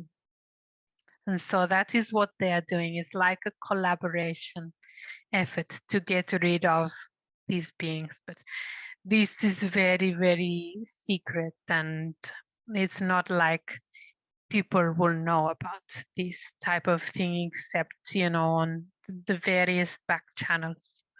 But that is just what I'm seeing. There are parts of military forces, I'm just going to say, that work with galactic commands, and they have to work with these forces because they need help. They need help to get rid of, because some of these things have been here for a very long time. Mm-hmm. And yes, the rumors are true. The rumors are true. There's a bit Not of all of them, but yeah. yes, some There, of them definitely. yeah. There was a tremor in South Australia this week. What was that due to? There is actually a lot of deep underground military bases in South Australia. I don't know if you are aware of this. No. So this is this typical type of place where they built military bases, and this is an ongoing operation to collapse these areas and to clean them out. So this was one of these, I'm seeing this was one of these reasons. So if you are feeling tremors in South Australia, because there is a lot of these bases, there was a lot in South Australia. It's getting cleaned out. But this was a hotspot, this location, South Australia, this state, a hotspot for this type of thing. So would it be fair to say that there's tunnels underneath it? Yes. There's tunnels everywhere. This is even coming out in the news media slowly, that there are tunnels. Yeah. My lower self actually saw some news coming out about there are tunnels under Melbourne, this type of thing, this type of slow disclosure. Okay. Yes. If you look it up, you will find it. It is much easier to find information about this now. How do we do things like astral projection and out of body experiences of this nature safely? Okay, safely. This is very important. You need to have a very strong solar plexus. I'm seeing that you need to strengthen this area a lot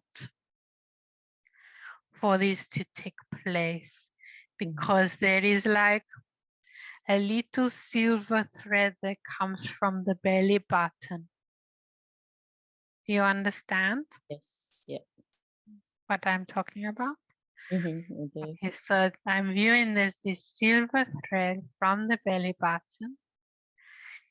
And if your solar plexus is not very strong, then, or it could be strengthened more, then typically, it would be preferable to not do this until you have this sorted out.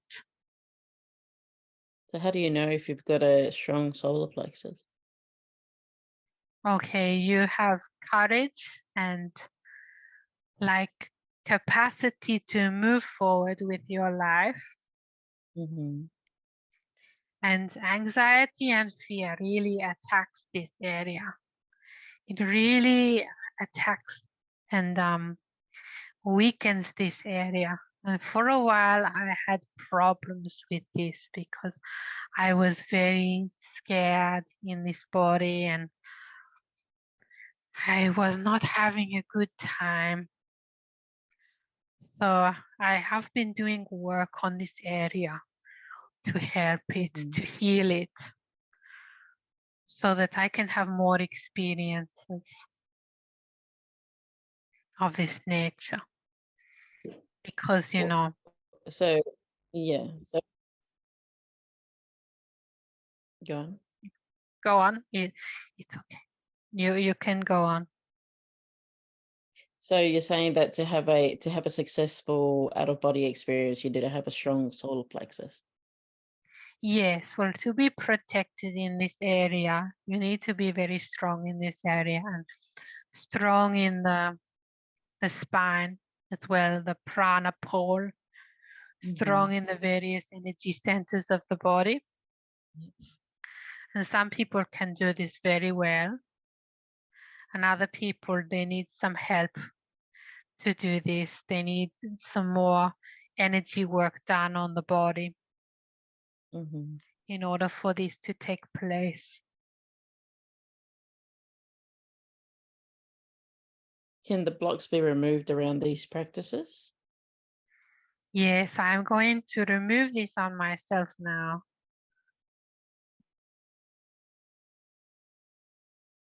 I'm just pressing into the areas that need help along this pole, this prana pole of energy. Because it would be good to have these experiences so my lower self can unite with the higher self. And we can become more one with each other.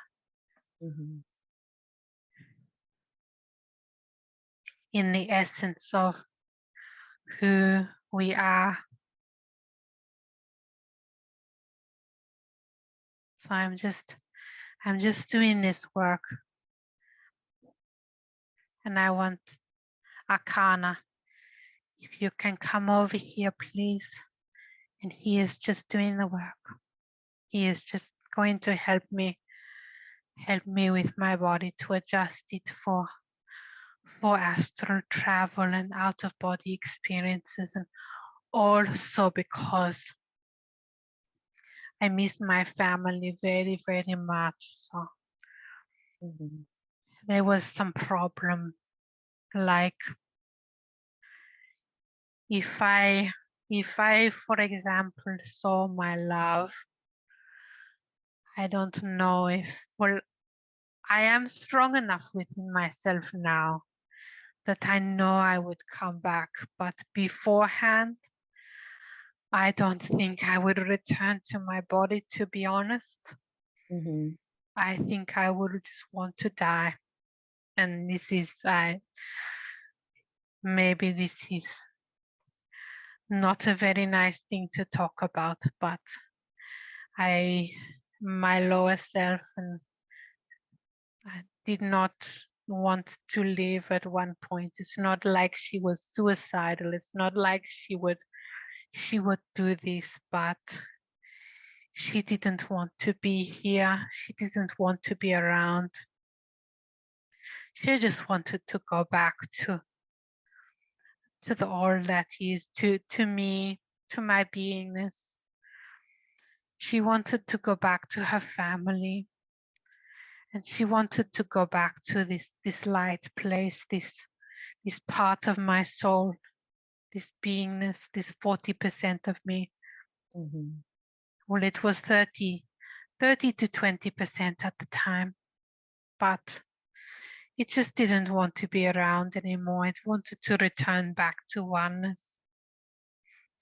with me and with my family and my love and with Thoth.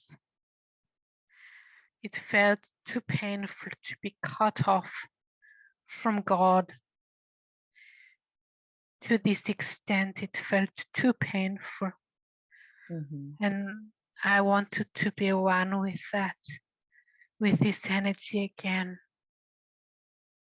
And there was a fear if I went too close and become too close with God, I wouldn't want to come back again.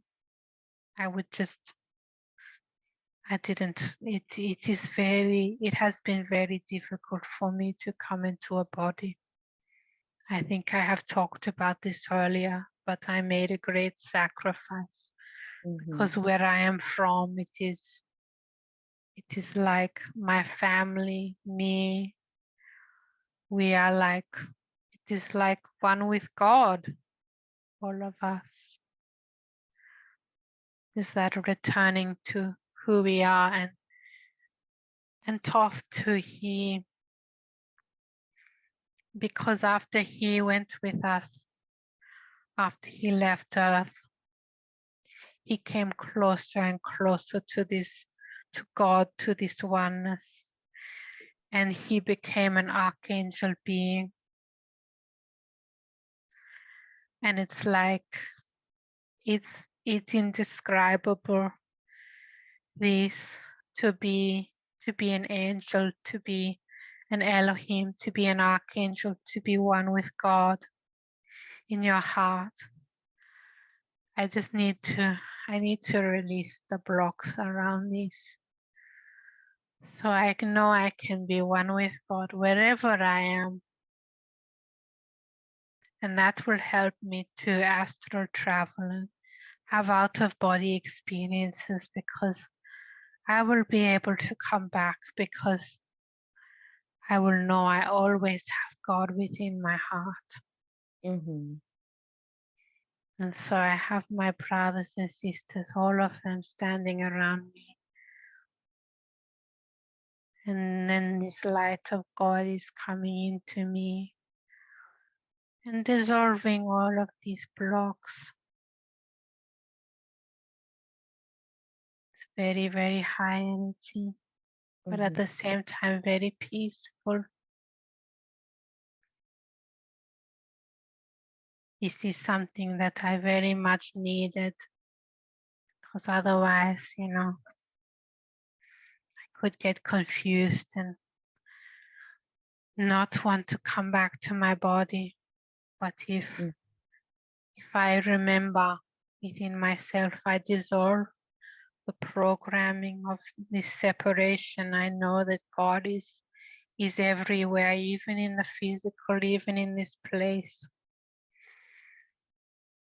just about growing the light within yourself to know that you are okay.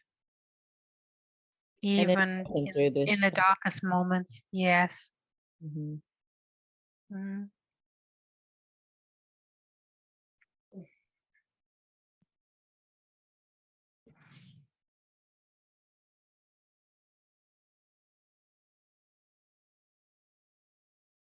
Would this be healing the blocks around Elizabeth putting herself out there as well? That is it's a sort of a different one, but I can do this too. Okay. I can do this too while I am bringing the light from God within myself, Mm-hmm. and knowing that I am safe to put myself out there without being attacked, and that people will listen to me, because people did not listen to me before, like my soldiers, and only Thoth listened to me at that time. So I am just healing this relation to humanity, not listening to me, not listening to my voice.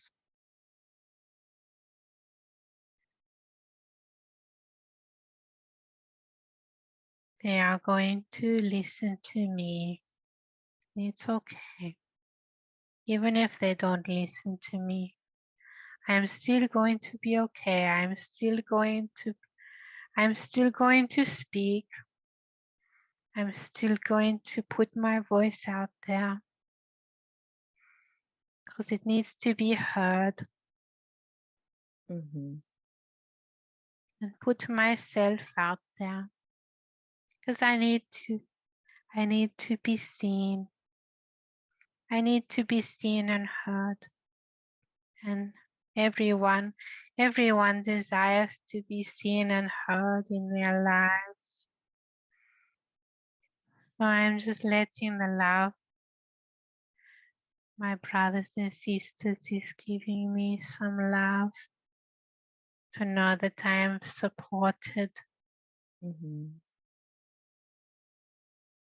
Eros and is helping me.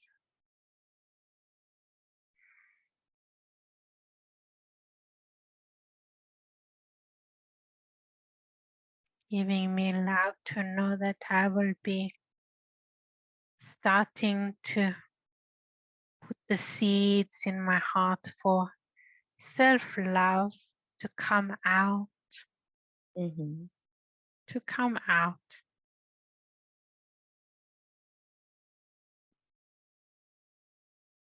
So this healing is just taking place right now.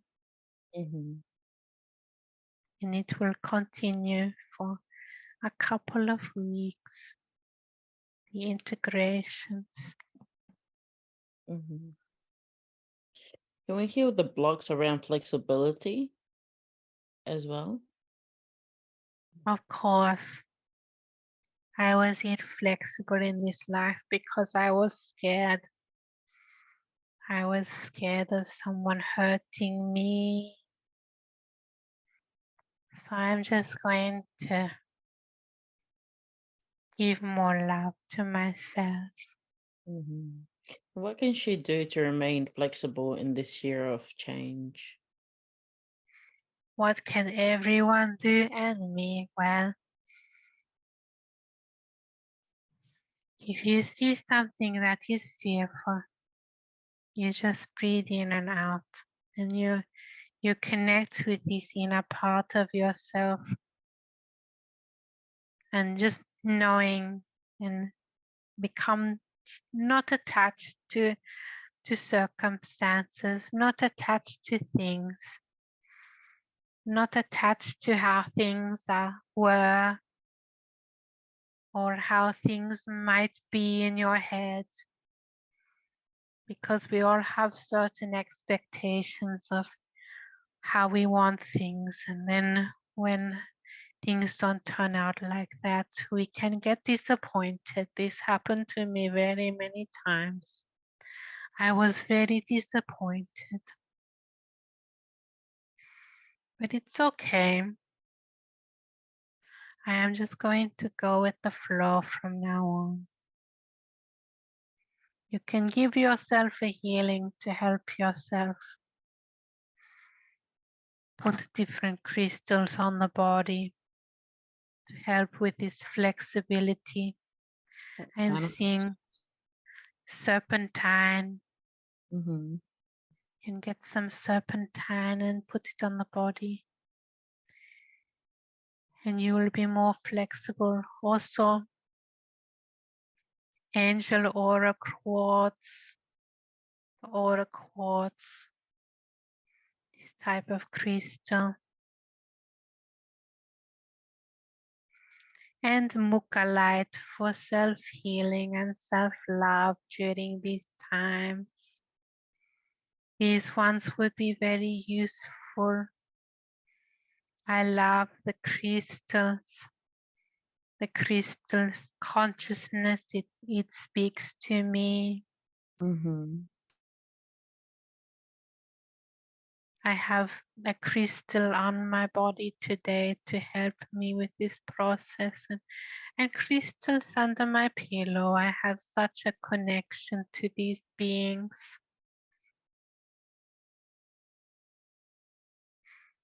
So yes, you can use the crystals to help you with the flexibility and to become non-attached to things.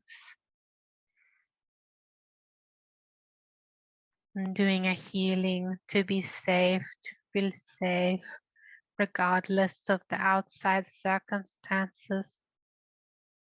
And a lot of this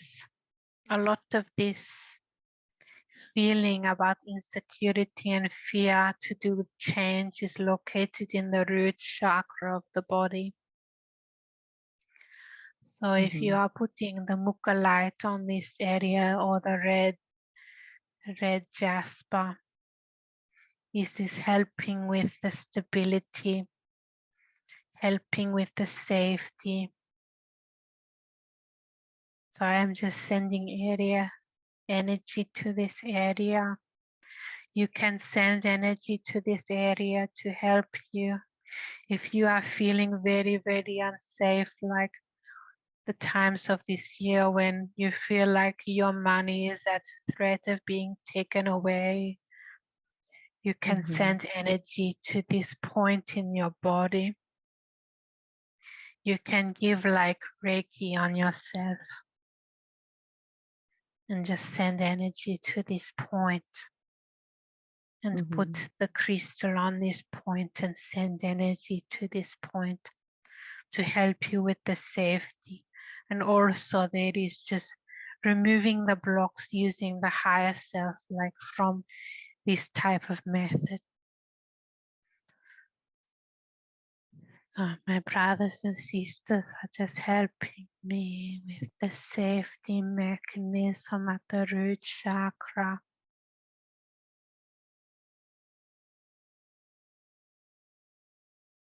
And how are they helping you? Just by sending energy, or? Yes, they are sending their streams of energy to my safety points, the points of my body where I would be frightened and I would feel the fear first, the safety points in the body. So like the solar plexus and the root, and at the base of the head, these are certain safety points. So I'm just stretching this into my body to make sure my body's consciousness is understanding that we are all working together to ensure flexibility and feeling safe, coming into complete wholeness with my beingness. And you can talk to the body, you can talk to the cells of your body. It is okay to feel safe. For example, it is okay to lose weight. This is what I'm going to talk to myself. It is okay to be safe, my body. It is okay to lose weight. It is okay to be safe and to be flexible in the muscles. You don't have to be so tight all of the time. You can just talk to your body like this, and the body, it is listening, and it is actually breathing a sigh of relief.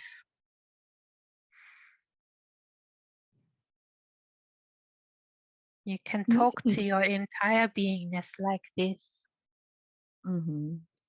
How about people that have like chronic illnesses?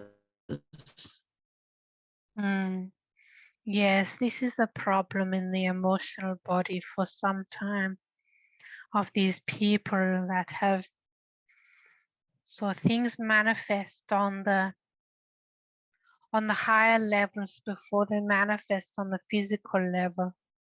Mm-hmm.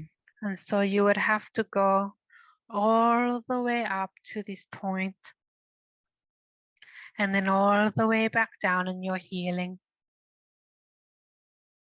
You would have to go to the highest point of where this problem originated from.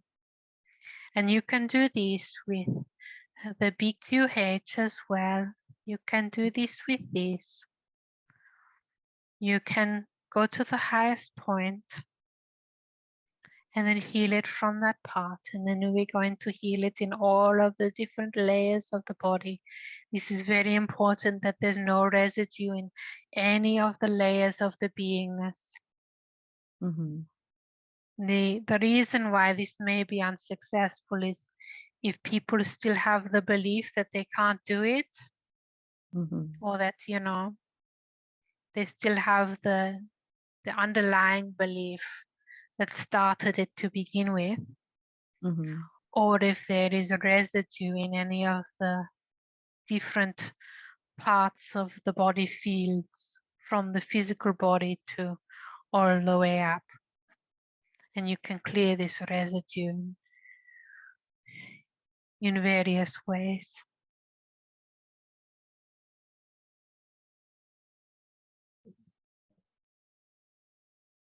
Can we send some self-empowerment to those people to learn to speak to their bodies and know that they can do it? Yes, this is very important.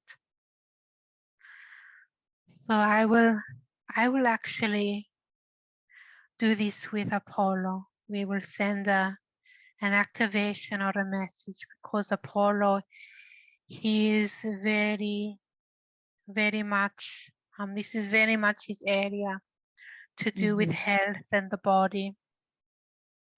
So he is very helpful for this. If anyone wants to know how to help their body and how to help their emotional bodies, physical bodies, spiritual bodies, light bodies, Apollo is the one to talk to, and he is very, very good with this.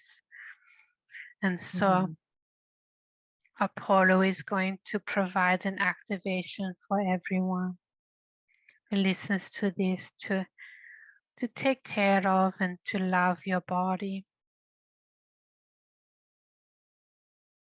And when you love your body, it makes it nice and happy. I'm giving love to my body. I'm giving love to my form, and dissolving any residue that might still be in the body.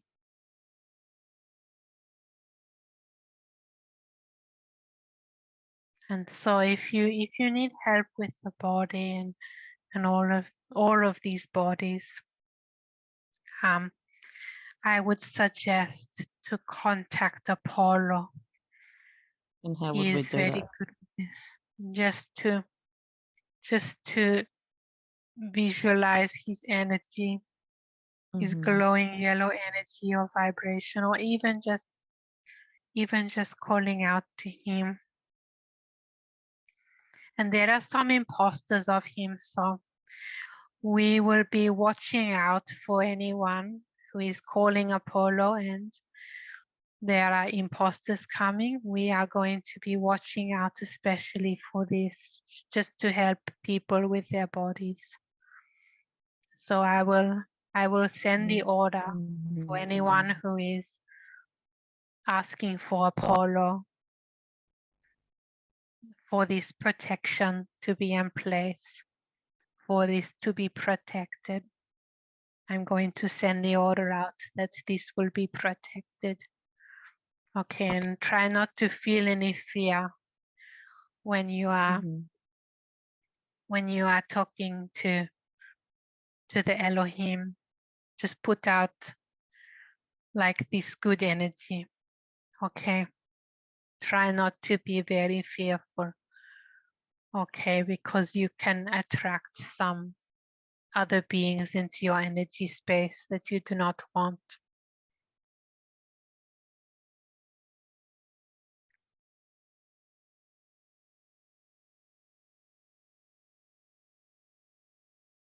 Thank you for that.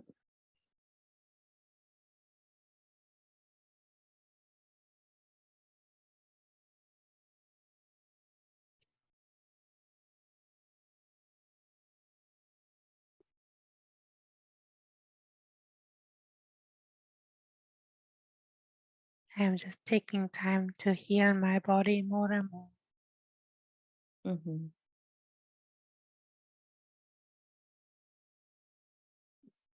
But that is okay. You can continue to ask questions. Have we known each other in a past? Or what's the purpose? Is this the first time we're meeting in this lifetime? I'm getting Atlantis. I am getting some familiarity around Atlantis. I believe that when I came to Atlantis, you were there among the people that I was talking to. Do you feel like you have a connection to this place? Yes. Yeah. Because I can see your soul among the souls that I was talking to. Some of the ones that I was teaching, and you were listening and learning some of these skills. And you were like in the city of light, and you lived in this city, and you learned a lot. Is that like a I think we spoke about this last time. The city of light was where people would come and get healed? Yes, people could come and get healed in this place, but also to learn healing, also to learn the various spiritual, disciplines in this place. And you were like a student of in this place and learning, and very skilled in this way. And particularly drawn to the healing, healing modality. So you came to this place to learn how to heal better. Was that a female or a male in that lifetime?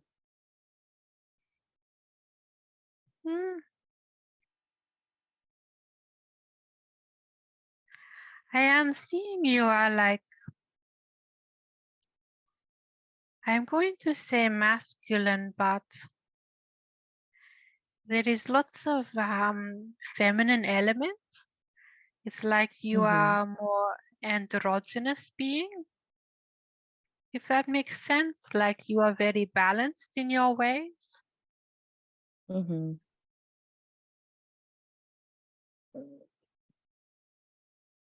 But this balance, there was a few people at Atlantis that were very balanced like this at this time, very balanced in the ways, balanced in the masculine and feminine energy. Mm-hmm. And how can I help assist your lower self in this lifetime? Is this the way I assist you, or? Yes. We are just continuing to do this to teach people, to help Mm-hmm. them, because I want to teach people like I did back then. Mm-hmm. And you were listening the first time, so now I'm teaching again, Mm-hmm. and you are teaching. And it's like, the student and the teacher, they have come back Mm-hmm. again.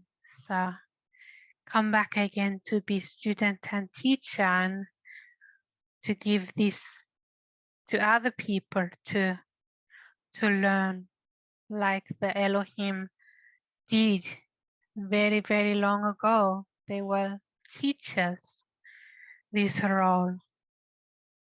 So I feel very strongly in the role of the teacher. Mm-hmm. And I have been student too, but in this case of the earth, I was a teacher. I was Mm-hmm. a teacher. We all learn from each other.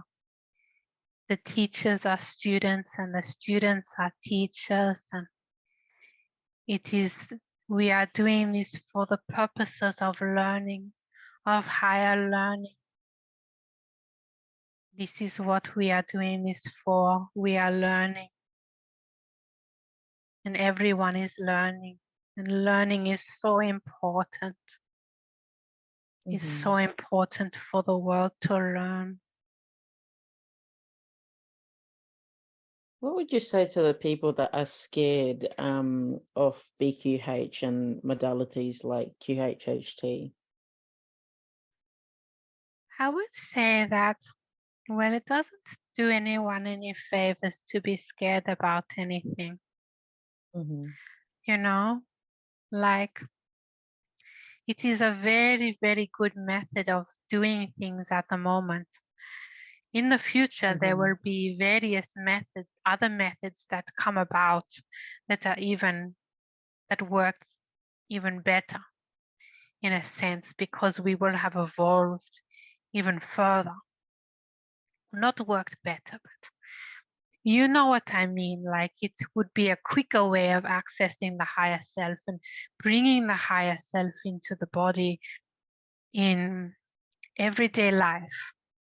Mm-hmm. So And like that like, alignment. yes, bringing these psychic abilities into the body in everyday life. There's going to be more and more of this. But this is like perfect method for getting out this information, just bringing it out so that we can start this process